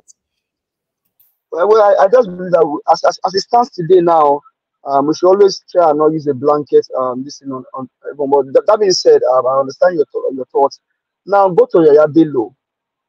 And so whenever I bring up the case of Yabelo, right, I will make comparison with the different states in Nigeria. And you also said something about Dr. Alex Oti. It wasn't Dr. Alex Oti that did not see any project. So Alex Oti became the governor of Abia State. And so the previous administrations that actually gave out projects, contractors to contractors, Dr. Alex Oti discovered after forensic investigation that those projects did not exist and money had been paid. Nigerians, listen to what we're saying tonight. Dr. Alex Oti of Abia State, once he became the governor of Abia State, did a forensic audit of the books of Abia State government, and the several projects signed by his predecessors. He discovered that those projects are not there; they didn't exist, whereas monies have been paid to the contractors. Now you go to look for those projects that they said it did, nothing exists. An example is the Abia State Airport. If I'm correct, there is no Abia State Airport today, and money was paid. And so when we talk about governors, and then even the ones that sit in the middle, it is very, very critical for Nigerians to really understand what they are into. Nigerians are in a mess. And so if you now compare this and then look at what is happening in Kogi State, the reason why Yaya Bello would do everything he did against Natasha, against Gino Melaya, even though I don't support him, and to ensure that Ododo becomes the governor, is because Ododo will cover the tracks of Yaya Bello. Ododo will cover the sheets where Yaya Bello sheets. I'm not going to listen to Ododo, the current governor of Kogi State. The reason why Yaya Bello will make sure that guy become governor, they say that guy, all the sheets and the piece and the vomit, where Yaya Bello vomits, everything we do, he will make sure they don't cover them for them. And now it's don't do with that. To go Abuja say Yaya Bello no steal Kogi State money. So the 80 billion where they're saying steal, that money just vanished for Kogi State, right? Kogi and Nigerians, listen. During their administration, Yaya Bello's wife was the one that was giving 1 million naira cash to the orderlies that he had, army, police. She gave them 1 million naira. There's a video of it. This is not allegedly. There's a video. Yaya Bello's wife was the one that was giving cash to the army personnel. And so that's why Yaya go do everything possible. Say Ododo become the governor of Kogi State, even though the election was rigged. And the one where we say wait for the third person, in person of Gino Melayo. I never seen one human being who get 200 wristwatches. Gino get over 200 wristwatches and various cars parked in his garage. Even the one we say he never arrived for more than 1 year. He did Gino garage. After the election, Dino wait for go court, go defend the election. Dino run because EFC also released EFC for against Dino Melayo, even though he said na criminal. Dino run come out from Kogi State, go Dubai, go stay there. When Dino enter Dubai, Dino waiting there to say see country. The Dubai where Dino go say where say see country. I don't know whether I'm whether they follow join Dubai. Now question I no cost am whether Dino Papa or your mama whether their money there for Dubai as in a big Dubai. Dino sit down for Dubai. They ride Mercedes Benz G-Wagon. He buy a new G-Wagon. Dino carry money celebrating birthday for Dubai. His 60th birthday. And the young people they suffer. Now you now go to the Kogi State people because all of them they are corporate.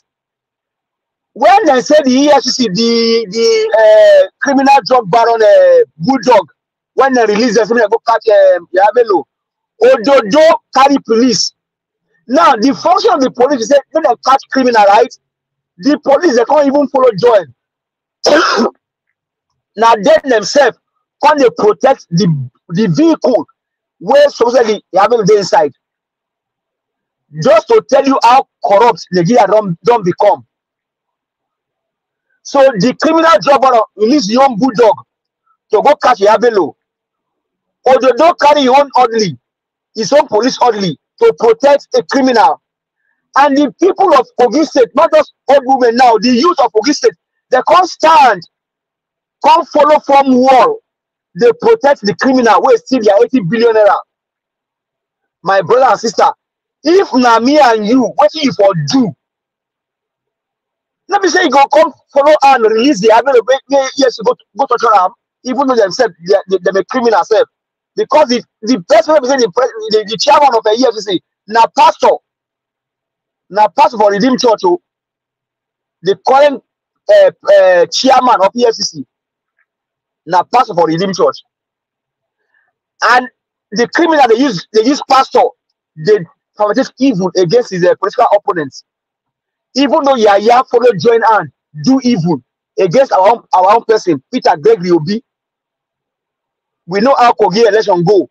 We know how Rivers go. Now they want to make Wike's wife. They want to make her president of appeal court, so that they will pay Wike back for what he do for Rivers State during the election. This is the circle of the wickedness in Nigeria.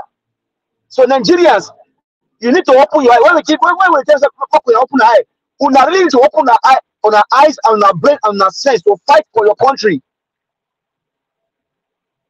Yaya Bello go to jail, but above all, the criminal drug baron himself he go to jail because he himself talk about Fatama say election power is not some other card.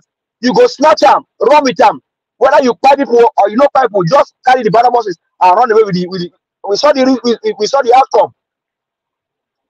So including Tunumbu, Kasim Shetima, Akpabio, Badabia Mila, Bayoluga, Sanwo-Olu, Dapo Adebayo, and all of them, then go there inside jail, including Seyi Makinde, governor for your state. All of them go there inside jail because they are all looters and criminals. Now you now bring it to Edo State. Obaseki now he will become former governor in the next 4 months now, which is the ex-husband of Edo State. He can't tell you say he will bring another husband, can't give that wife will be Edo State. And Edo like they say, oh, Aswe Godalo, na doctor, na him be the technocrat. Hey, Obaseki, the last time I checked, they call him technocrat. Okay, the money we borrow, you don't see any fund project for Edo State. Mr. Evans asked one question. Sheikh Julius Berger, they quarrel with Edo State me. Because I don't understand why they come get this key for Edo State. Sheikh Julius Berger, they follow Edo State, they quarrel. When we say all the money we was borrow, you don't use them for elephant project rather than biscuit road. And you won't come bring another husband, come give Edo State, say me continue for where him stop. You see wickedness? And the reason me say, Aswe Igodalo go cover the tracks of Obaseki. Like Ododo.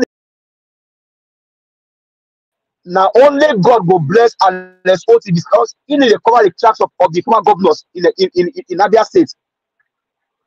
So Nigerians, open your eyes and understand what we tell you every day when we come here. One honorable come this channel corner and say, okay, they when they call themselves political elites and ruling class, how many them be? Only he himself answer the question by himself, say there are no plenty rich or so we say we need a rule. So if you are not only a rule, we plenty pass them. We for just hit the streets. Check them out of power. Take over our country back from these people because then they buy us, then they disrespect us, then they do us wickedness every day. Every day, now we as Nigerians, we they suffer for the hand of these people. Every day now we they suffer. Yes, sir. You say Nigerians, their eye don't open. The truth is say their eye don't open, but they tie their hand and leg. They don't tie their hand and leg. When they tell them now, maybe what I tell them, maybe my word tonight, you go come lose their hand, lose their leg, make them eat the street. Because every day we dey suffer abuse for the hands of these wicked men. Sinumbu na grandfather, Atiku na grandfather, Buhari na grandfather, Bayo Onanuga na grandfather, Gbajabiamila na grandfather, Akpabio is a grandfather. All these men, then they use the future of their children's children, they borrow money. Maybe if they buy the money, they'll carry and go heaven. I don't know. But Nigerians, youth particularly, make we arise.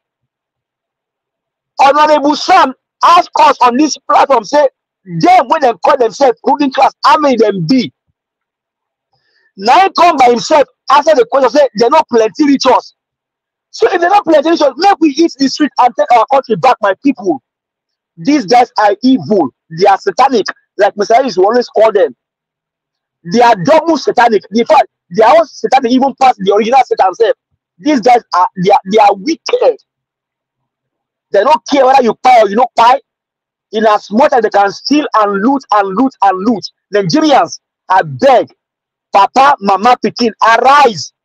Take back your country from this wicked man. How long are we going to continue in this whole shit? These guys are evil. All of a sudden now you go make wicked wife president of the appeal court. Somebody talk here yesterday, say the strain of the ex-governor. Imagine El-Rufai's son is a chairman of the committee in the house. Alawu Akala from my own state, even though they are don't pay now, his own daughter is going to be a chairman of the committee in the house. He already became. That's why they put their children for that place. Nigerians, your mumu never do, and they ask you, arise. Your mumu don't do. You don't do. Thank you. Thank you, sir. Thank you. Wait. Now your final submission, you want your gifts, so No. I want to add to it. Give her the talk just now. Add down for your final submission now. Add that for your final submission. Go ahead, Omachola. You get 5 minutes final submission. So see, Nigerians, we talk about comment. If now they wait, may they separate the country, say everybody go their way. It will not happen because the same people where they my brother, thank you, sir. It may not even happen in the next year. That may not even happen as far as possible. The same people who they fight food now they see go carry their head come out again. So it better more will pursue them now, make them go. No will come out, protest. I bet wait, my pick this call. I bet might come back to you. Madam Love God is my strength. Thanks for calling in. My good evening to you. Please talk to us. Can you hear me well? Because my voice still not really 100%, but I really want to say something. Sorry, man. Sorry. Yes, we can hear you. Yes, go ahead. Because I can't just not speak. Now, you see, one thing I'm going to divert a little from this topic that you have today. We just give me time. You know, I wonder with us Nigerians, we are I will not say some of us have very short memory. I remember during the election, Atiku was against Tinubu. He went all the way to America fighting this man. And Mr. Buwala was with Tinubu fighting all the way. All of a sudden, Mr. Buwala left Atiku. Maybe they planned it together allegedly, I don't know. Because how can Mr. Buwala all of a sudden move to Tinubu and Atiku is not saying anything? Nigerians, I will say something here today. Let us open our eyes. APC and PDP in any level, whether governorship, whether anything. Please, I'm begging you people, what is it that is, don't you think, how do you think that a PDP man will enter somewhere and you will see any infrastructure in your state, you will see anything in your country, they are all God gathered. Before you see anybody come out in an election under APC and PDP, you are still going to see the same thing happening, because anybody who enter a political position, they have a share. His godfather is in there, will take their chair. I want to tell you, I want to put this out, and my people might not believe me. You see, Tinubu that is there, they have paid Atiku his own chair. Atiku has shut up. He's going to say everything again. They are all the same, in the same Thank you. cup, in the same thing. So Nigerians, open your eyes. Don't vote for these people. If it's any other party, I don't care. But these two, APC and PDP, they are the problem of our country. Thank you. Thank you, man. Thank you very much. Thank you. Thank you very much. Thank you. Okay. I think somebody else were calling in earlier on. Please, if you were calling, call back. Like I said, I'm not returning any call today, because I noticed that everybody, most people, not everybody, are now they'll just flash. They'll be waiting for you to call them back. I don't want to make it an habit that I will return call. So if you are calling back, you just called in 3 seconds ago. I'm waiting for you 2 seconds. If nobody calling in back again, then I'll go back to the panel. Okay, let's come back to the people on the panel. Thank you very much, Mashallah. I appreciate you, sir. You were already talking earlier on. Please go ahead, talk to us. Okay. Nigerians, as much as we say our eyes are open, they have tied our hands and leg. Lose your hand and leg and be on the streets. The more we keep quiet and not do anything, the more they have a field day to keep stealing. PDP and APC are two brothers. They are ready to wreck the country to the last penny. They do not care about tomorrow. They don't care about you as a citizen. The earlier we come out, the better for us.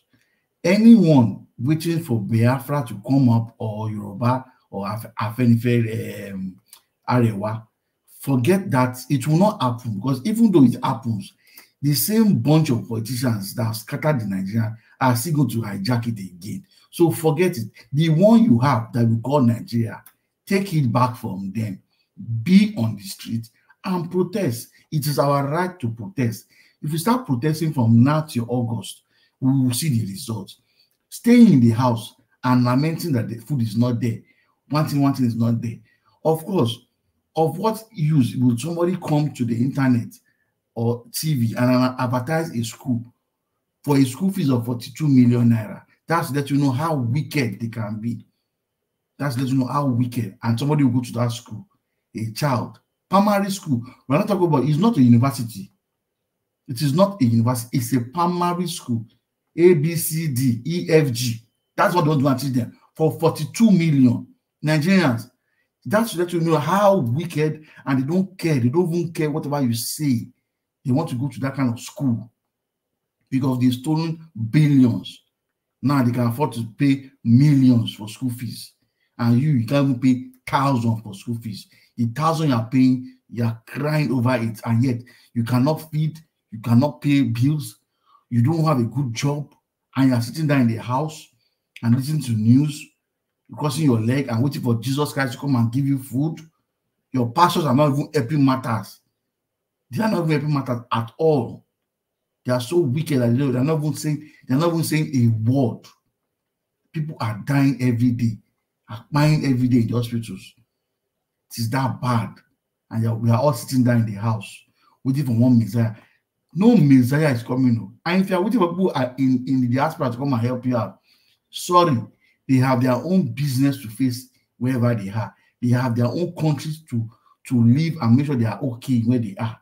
You are the one in Nigeria. You are the one, you have to release yourself from the bondage of this politician. If you don't do that, forget 2027. There is no hope. That's 2027 we are talking about. Do election from next week here. Tinubu will still win. It is now you take it. Take your country back now. Thank you, Nigeria Watch.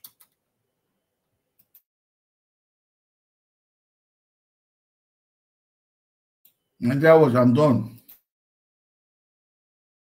All right. Thank you very much, mashallah. God bless you. Thank you. Love God is my strength. Thank you very much, man, for the super chat.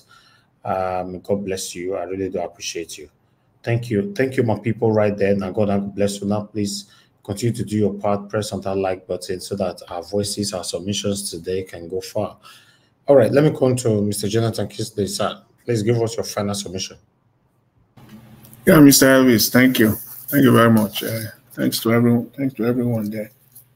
You know, you presented a news report earlier on Mr. Nuru Ribadu, who came out openly and said insecurity is dropping because the cost of AK-47, one piece of AK-47 is now going for 5 million naira, and because of that, insecurity is dropping.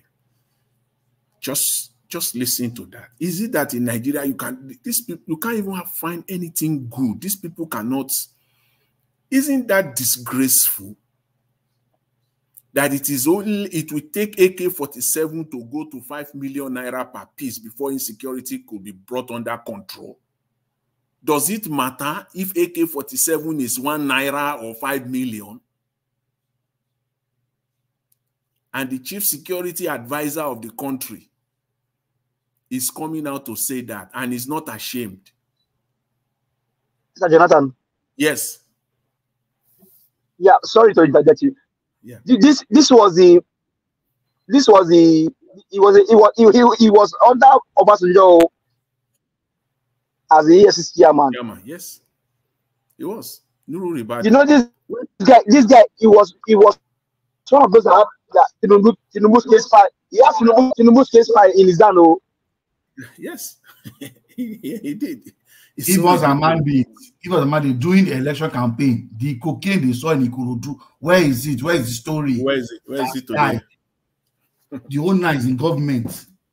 Nigeria that country is so I don't know what to call it. It's not funny any longer. You know, it's just not normal.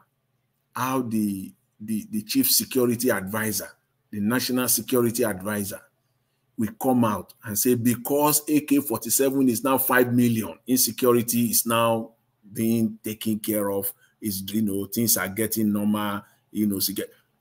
How could you even say that? Is it something that is it everything? If you don't know what to say, can't you keep your mouth shut?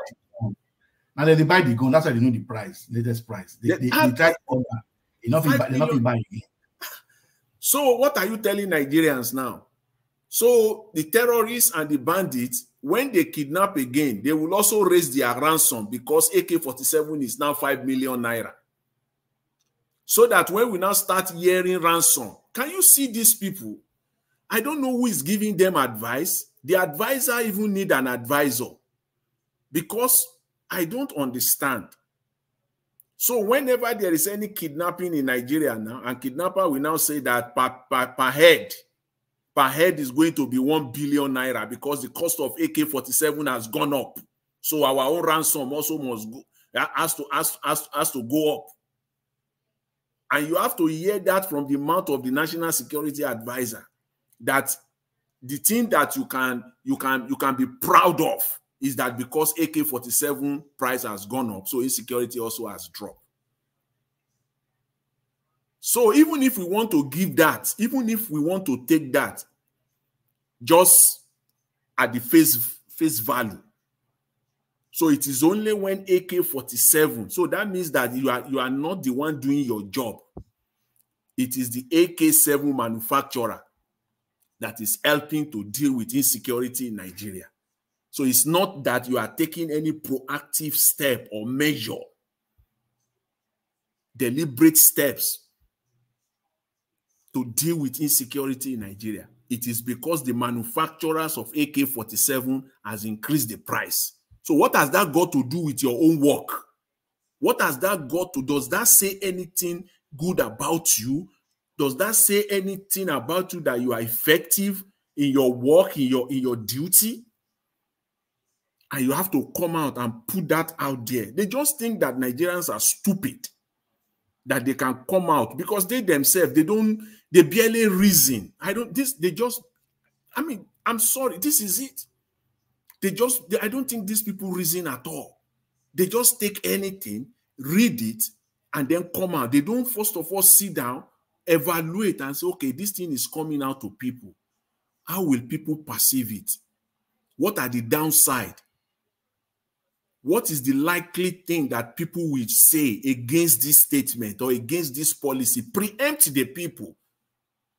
2, 3, 4 steps ahead of them. These are the likely things that people will say against this thing. How can I defend it? If I don't have a way to defend it, let me keep my mouth shut on this one first of all, until there is a time when I know that there will be an appropriate response to this. But they don't do that. They just take and just come out and start reading and start talking. All that says is that we are in big trouble in Nigeria. It simply tells us that they are doing nothing about insecurity. So it will take the AK-47 manufacturers or the deal maker or the middlemen to help Nigeria. How could you expect someone that is making profit from insecurity to help you to deal with insecurity? So you are banking on AK-47 probably to go to 10 million per piece before insecurity will come down. I don't know where to slice it. It just doesn't add up. Panelists have said it here. Nigerians should just open their eyes. Just open your eyes. Don't forget. Just like a laser focus attention on Nigeria, on this government, because that is what has been missing in Nigeria since independence. Nigerians don't focus on the government. Nigerians don't talk about their government the way it is right now. No, they don't do that. It is not part of the Nigerian team. Everybody just move on day by day. Life goes on. People don't scrutinize the government. The government will just say one thing and they will go away with it. That is the exact reason why politicians don't think before they come out and talk. They don't think. That is why somebody can come out and say the boreholes that is being built across the northern Nigeria, Peter Obi is doing, is not working, because you don't think before you come out to talk. They just don't think. We have to tell them who they are, tell them their level. Maybe they will be ashamed to a point where they will have to start thinking, because these people don't think before they talk. They don't think. They think people are morons. They think people cannot think. They think people cannot evaluate. They think they can just come out and say things and just go away with it. That is why they will employ someone in all these agencies and ministry. They will employ mediocres. Because if you know that the job I need somebody here with brain. I need people with brain here. So you will not just employ anyhow. You won't just go and employ one guy that got only maybe 100 in JAM to enter university and he go to one Islamic university in the north, and then you will bring him to the Ministry of Finance. You won't do that. You won't do that. You will be looking for the best, because you know this thing requires brain. If you go to all those agencies, all you will see there is people wearing Barbariga and cap all over the place. You don't even know the school they went to. All mediocres all over the place. Because if people are advising them, if people really sat down to process this thing, you can't come out and be saying these things. It's not normal. It is not. But they are used to it, that Nigerians just go out and say this thing. We need to do something now. We just have to do it. We have a deadline to meet. You just have to say something. That's why they do this thing, and they've been going away. But please, your days are numbered now. You can't do these things and go away with it. Nigerians are listening, both at home and abroad. You can't. We are watching, and we are not forgetful. We know who is there. We know his antecedent. Just remember that. We know. We know how he got into office. We know everything about him. The world is watching. Everybody is watching. We are listening to you. Whatever you do, you say every day. It is not Nigeria of the past. No, it is not. That is why you can't do things and just go away with it. I was reading earlier today that they've disbursed money to 1,000 small businesses, shops, and all the rest. I don't know who these people are. They've succeeded to siphon maybe 5 billion naira there. Businesses that benefited from this, that are beneficiaries, how many of them? Where are these businesses? We know, we are not going to forget. You said so. You said you've disbursed 5 billion and that you are going to disburse another 75 billion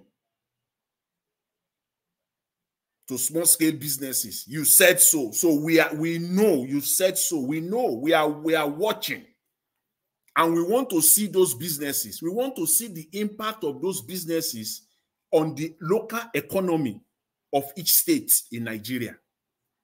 So that in 3 months' time, in 5 months' time, when we start talking, where is the 75 billion? Don't say that people don't love Nigeria. Don't start defending stupidity and say we are just talking. Don't start talking rubbish and say it is politics. You have just said now that you've distributed 5 to 1,000 and you want to distribute to 1 million, 50,000 naira. We want to see. And those businesses that will get the 75 billion, we were waiting. Remember that we are watching. We want to see those businesses. You should be proud and showcase those businesses. You should be proud. Have a platform where you will showcase those businesses that are the beneficiaries of this 75 billion. You should be proud to showcase them. Showcase what they are manufacturing. Showcase their offices, their factories. Showcase their employees. Those, how many employers they have been able, how many Nigerians they have been able to employ because they benefited from this 75 billion. You should be proud to showcase them. We don't need to talk about it. If you are not crooked, you should be proud. In the next 30 days, in the next 60 days, you should be coming out and say these businesses benefited from this 75 billion. They have employed 10 Nigerians. They have employed 30 Nigerians. This one has employed 5 Nigerians. This one, let us see them. Let us see them. Don't just come out with one stupid press conference or press statement or one interview on Arise or channels and be running your mouth that the government is the one useless hope agenda is working and they have distributed 75 billion. And whereas we are not seeing the impact on the local economy. Tell us this, the local government of that company that gets 1 billion naira. 1 billion. Each one of them will get 1 billion naira. You know what that is? A business, 1 billion naira in Nigeria. How many employees have they been able to, would they have, employed because of this 1 billion? Showcase them. Be proud of your work. Showcase your work if indeed it is true. But I dare you though. I dare you. I know you will not do that. I know that you will not do that because they're just the same. We're seeing it playing out in Abia State. It's like somebody telling the former governor, please, you said you spent 10 billion on airport. At that time, somebody telling that governor at that time that please showcase the 10 billion. They will say that person doesn't love the state. That person is playing politics. They will call that person or that group all sorts of names. But here we are. We know that there is no airport to be found anywhere. We know now. This money you are distributing now, Mr. Tinubu, 200 billion naira. You said so, and you said you are already distributing the money. So we know. So we are not going to forget. We are not going to forget. So ministers, special advisors, agencies that you are already collecting this money and siphoning this money. Think before you do. Think before you do. Mr. Jonathan, please let me take this call quickly. Okay. Good evening to you, sir. Please, your name and where you calling us from? Yeah, good evening, Mr. Harris. Yes, sir. You see that give us mandate. We are not supposed to be using it's crazy your this thing. He doesn't know what to talk about. Why? Why? What happened? All his word is jargon. Okay, what is the meaning of what he said now? It's jargon. What he said now, does it pertain to what you are talking about? Every time he's talking about, he's making your that your this thing. It was useless. No, but we don't accept insult here, sir. No, if you don't like the submission of give us a mandate, hello, sir. No. But you are. Excuse me, sir. You can't say anybody is talking useless here. But people like his submission. Some people like his submission. When it comes to the time to ask questions, he will not ask questions. When he brought another person, he will not ask questions. Okay. What's your own submission? Excuse me, sir. Because he doesn't want to explain less. Okay, what is your own submission? What is your submission? Hello, sir. Hello. Can you are just talking, sir.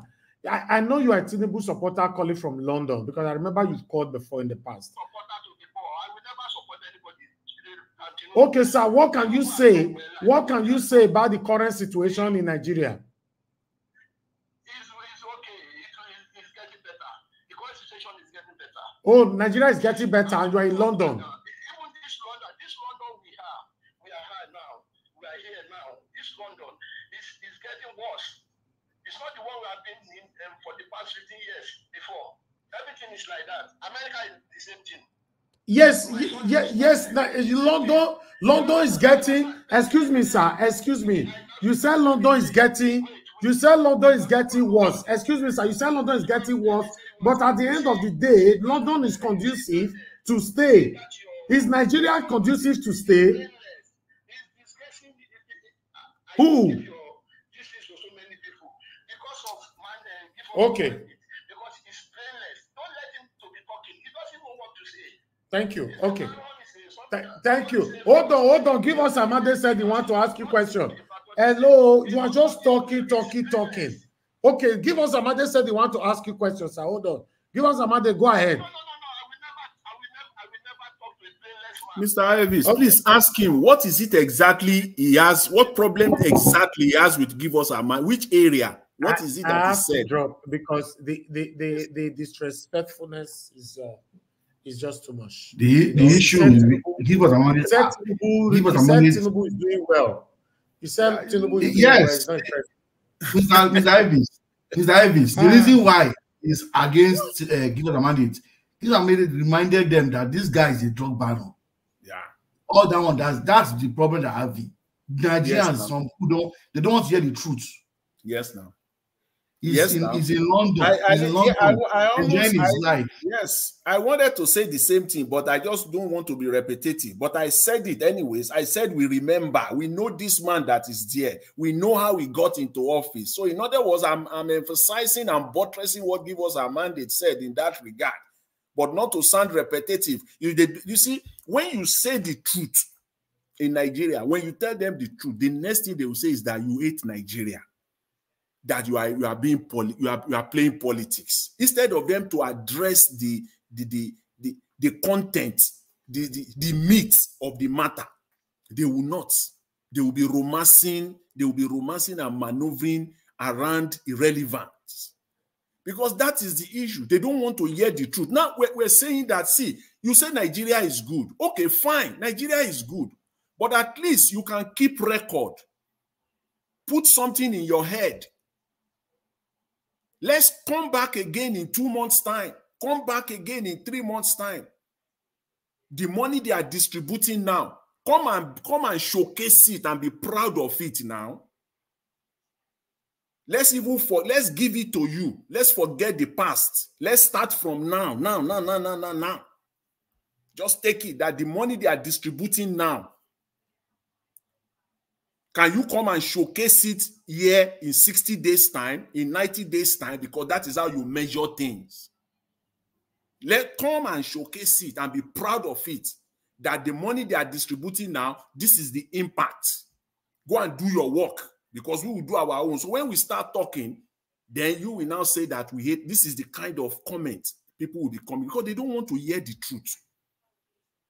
If someone is doing bad, say the person is doing bad, even if it is a member of your family. If somebody is doing bad in your family, are you going to keep your mouth shut? In your own family, somebody is doing what is not right. Is messing around with the money, the finances of the family that is going to benefit everybody, and one person is messing around with it, and then are you going to keep quiet? Of course you will not. You will not keep quiet. You will speak.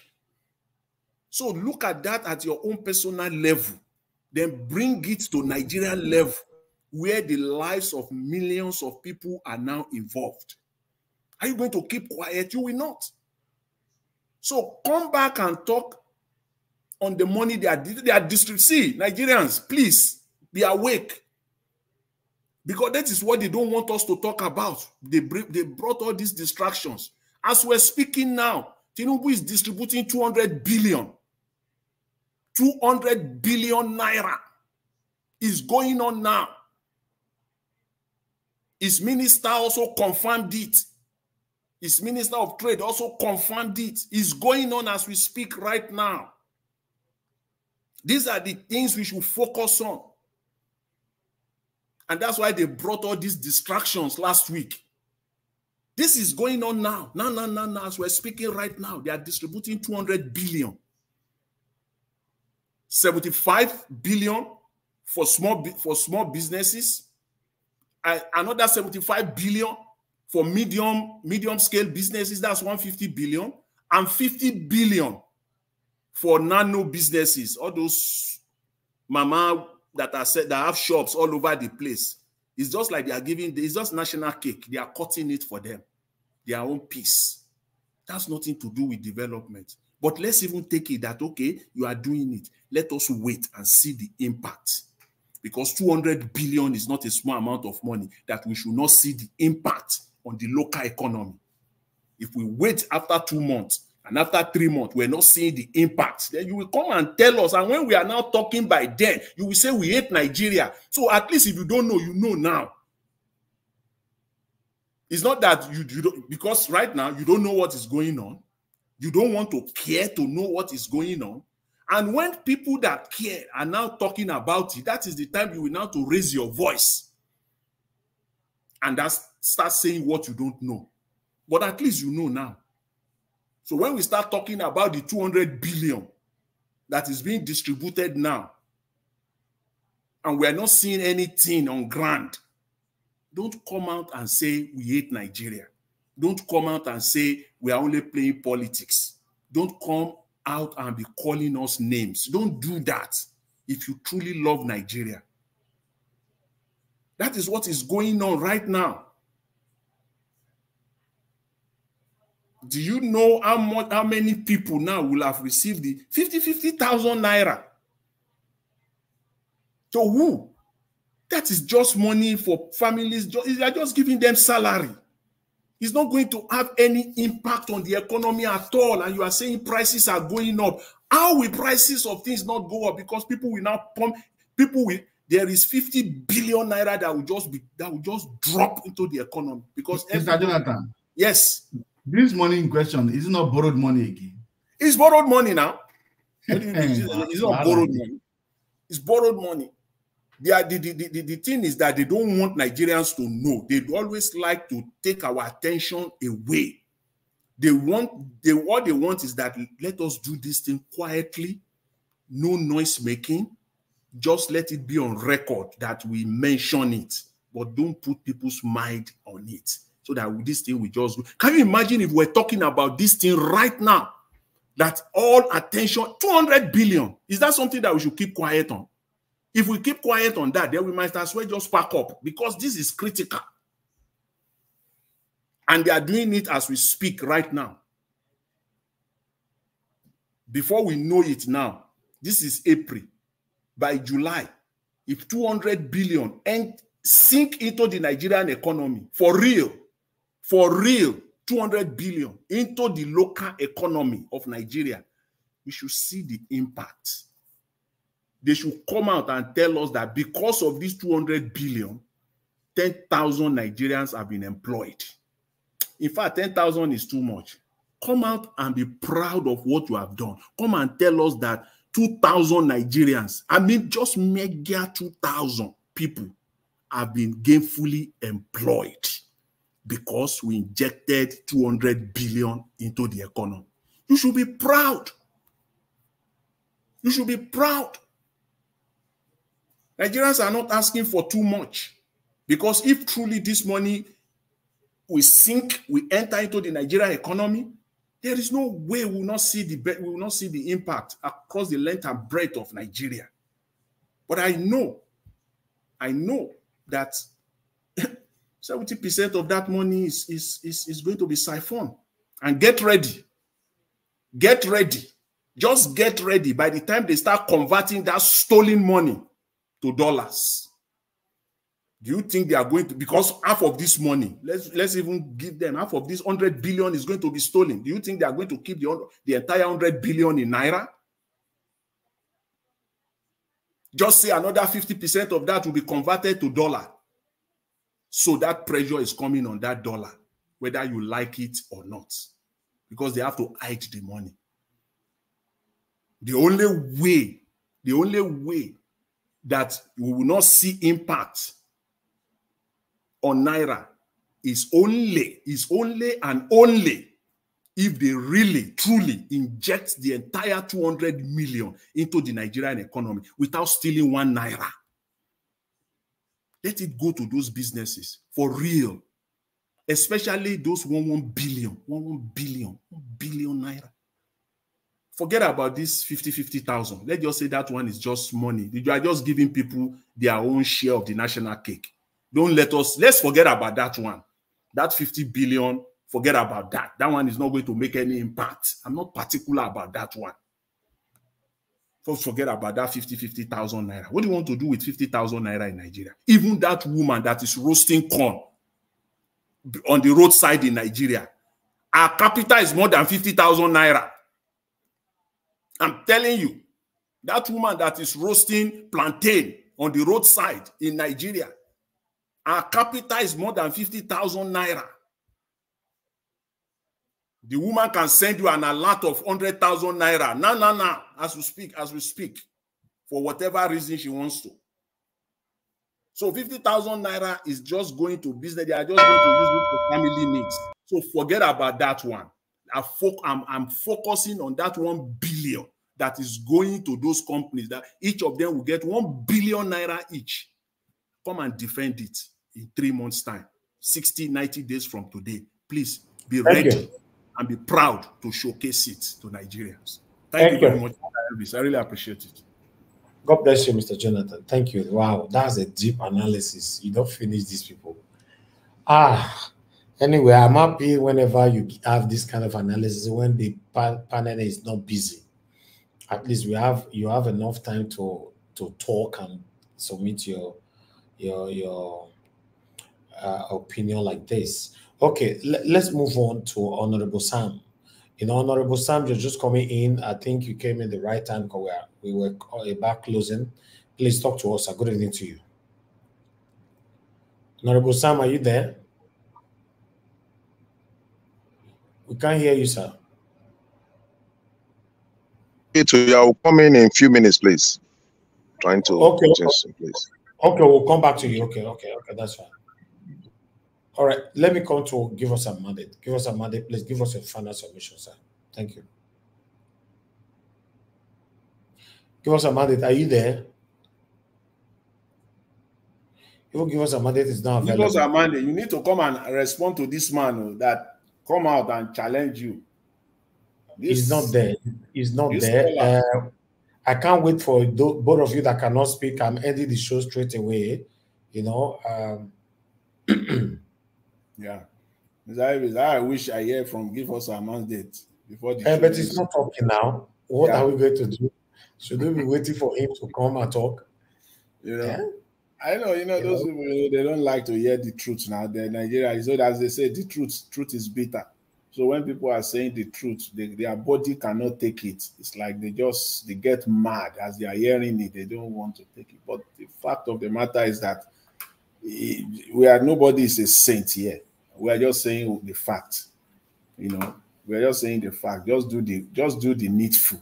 Just do what is right so that Nigeria can move forward. All right. Wait, the only thing we concern me this evening, I be say Arsenal is destroying Chelsea. I'm following the match now. I know 5-0. This is just crazy. But I take this call. I beg. Okay, Akeem, thanks for calling in, sir. I beg, talk to us. Thank you, my brother. Good evening to you. Okay, Akeem, you are not talking, no. Yes, now. Thank you, sir. Please talk to us. Good evening to you. Good evening, my brother. Good evening to everybody on the panel and to those on the comment section. I say, if not the match, you worry, you may not worry. We did 4-0 off, so me not to worry. No, before 5.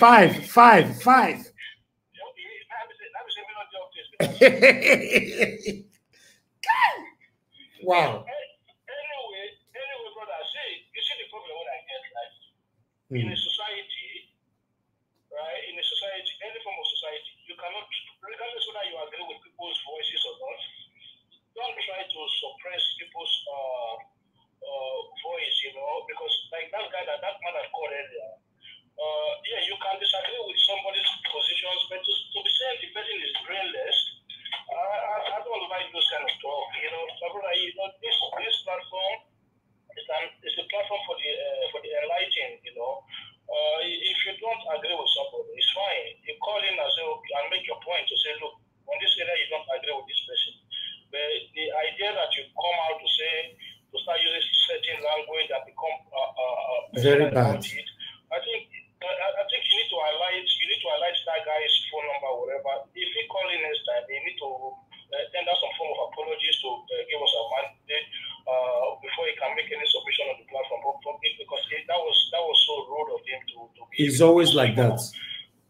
He's the same man. He's the same man that said, Mr. Jonathan, give us a mandate and fake Yoruba people. He said he's the only one that is a real Yoruba person. Yeah, but you see, those are people like that. If he holds views like that, right? Then you have to refuse his call.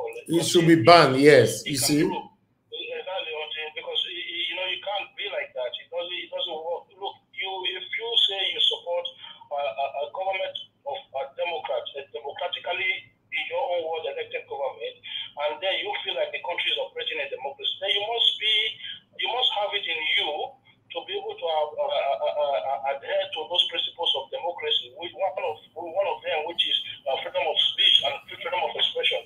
Yes. So you cannot call into the show and start being personal and start using the derogatory word of people who are on the platform. If it's easy, you take your own time and come on the show and then express yourself as well. What's so hard? What's so difficult about that? That's why I just. Thank you, my brother, for highlighting that. God bless you. Thank you. Yeah.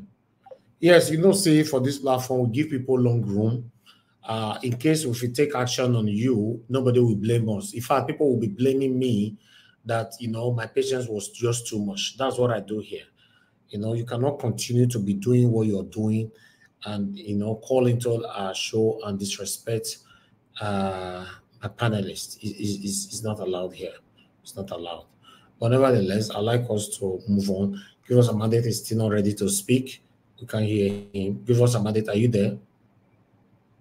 We still can't hear you. I thought by now, maybe I don't know, maybe you are busy. But Mr. Jonathan, please, if you have something to say quickly, Mr. Iris, your team Arsenal now, they cannot drop any point. But we don't need to drop 5-0. We are demolishing Chelsea here. The remaining 4 games is all win. Any draw is has out. To be. The remaining 4 games, now only one be the strong one now, which it was 2 before. Tottenham, I remain now. Chelsea before, but we don't destroy Chelsea now. So now only Tottenham. Oh, we still get Man U as well. Sorry. We still get Man U. Is it that because Man City is locking behind, you know? So Arsenal must win everything now. At least they have a goal difference. That goal difference will give them. That is what they are banking on now. Man City to just drop one, just draw one. If Man City draw now, we don't win the Premier League. Nah, yeah, that's it. But can us no anyway? I'm happy with today. Let's take it one by one. We've won today. What's going to happen the next game? Tottenham. We have Man U. So let's see how it goes. Yeah. Anyway, we'll see. No? Franco, no, sorry. You say you are not happy. You be Chelsea, not verse. I beg. Not your verse will beat you today. Yes.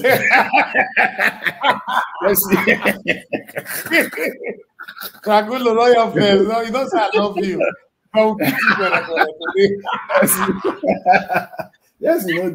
Chelsea no dey anywhere this season now. We go reach 7. We go reach 7. the way I'm looking at the match now, you know, it go reach 7. It's possible now. Not just second half just starts and they don't already get 5 goals. You know, I don't know. Yeah. Anyway, thank you very much, my wonderful people. Let's end the show. It's been a long day.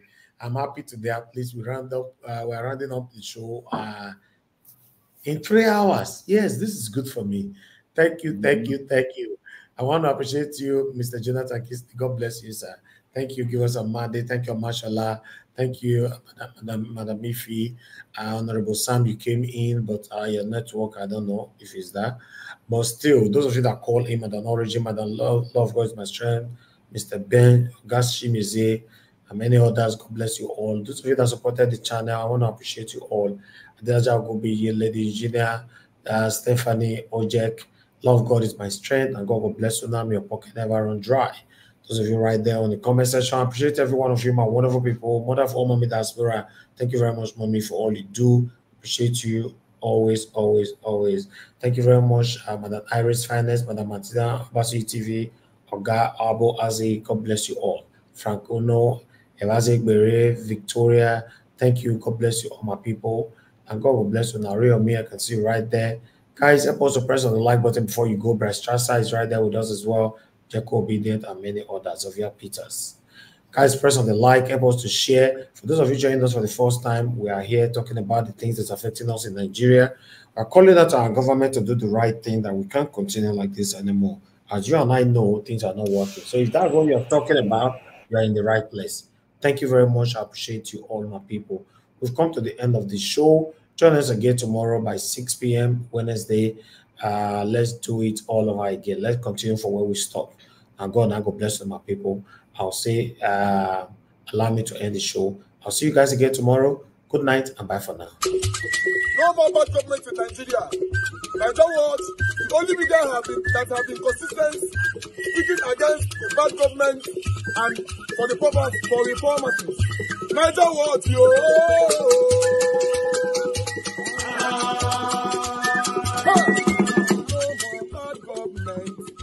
No more bad government. Niger what? No more bad government. Niger what? No more bad government. The only media that have been speaking. No more bad government. The voice of the voiceless. No more bad government.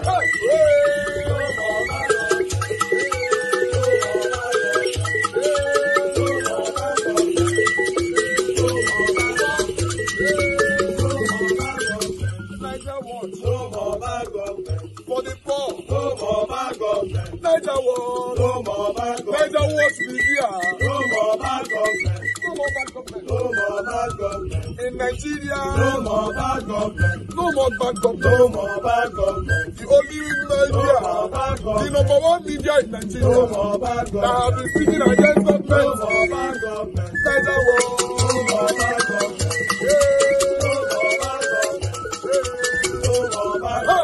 Niger what you? The voice of the voiceless. The voice of the voiceless.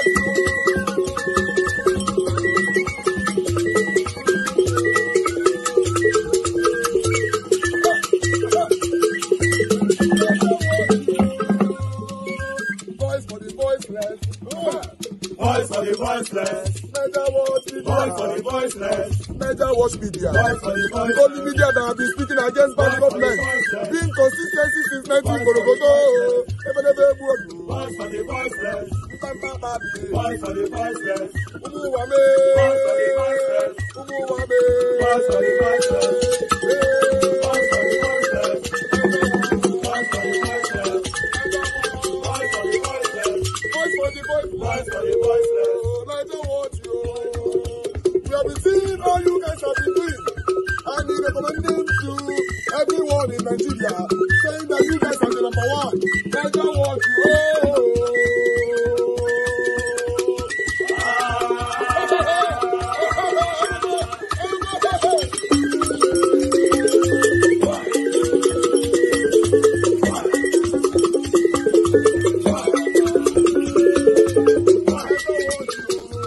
Come on, Niger, watch family and friends. Let's do this together. Anything you put your hands is blessed. As you press thumbs up. Anything you put your hands is blessed. As you do thumbs up. Amen. Favor will locate you. Amen. Praises will locate you. Amen. Anything you put your hands is blessed. Is blessed. Is blessed. Come on, Niger, watch family and friends. Let's do this together. Anything you put your hands is blessed. Before we run away from you, as you press thumbs up, amen. God will favor you. Amen. This week we favor you. Amen. Every day we favor you. Amen. God will do new things in your life as you press thumbs up. Amen. Amen. Amen. Amen. Come on, Niger, watch family and friends. Let's do this together. Anything you put your hands is blessed. Amen. Amen. Amen. Amen. As you press thumbs up. Amen. Amen. Amen. Amen. As you press thumbs up. Amen. Amen. Amen. Amen. See your wife, he go they value you. Amen. Friends, he go look up to you. Amen. Every blessing go they follow you. Amen. Oh yes, as you press thumbs up. The calamity go run away. Oh. Amen. Bad thing go run from you. Oh. Amen. Everything go come better, better, better. Amen. So far make you just do thumbs up. Oh, oh yeah, do thumbs up. Amen. No, no, no, no, no, no. Amen. Amen. Amen. Amen. Amen. Amen, amen, amen, amen, amen, amen, amen, amen, amen, amen, amen. Anything you put your hands is blessed. As you do thumbs up, amen. Favor will locate you. Amen. Praises will locate you. Amen. Anything you put your hands is blessed. Is blessed. Is blessed.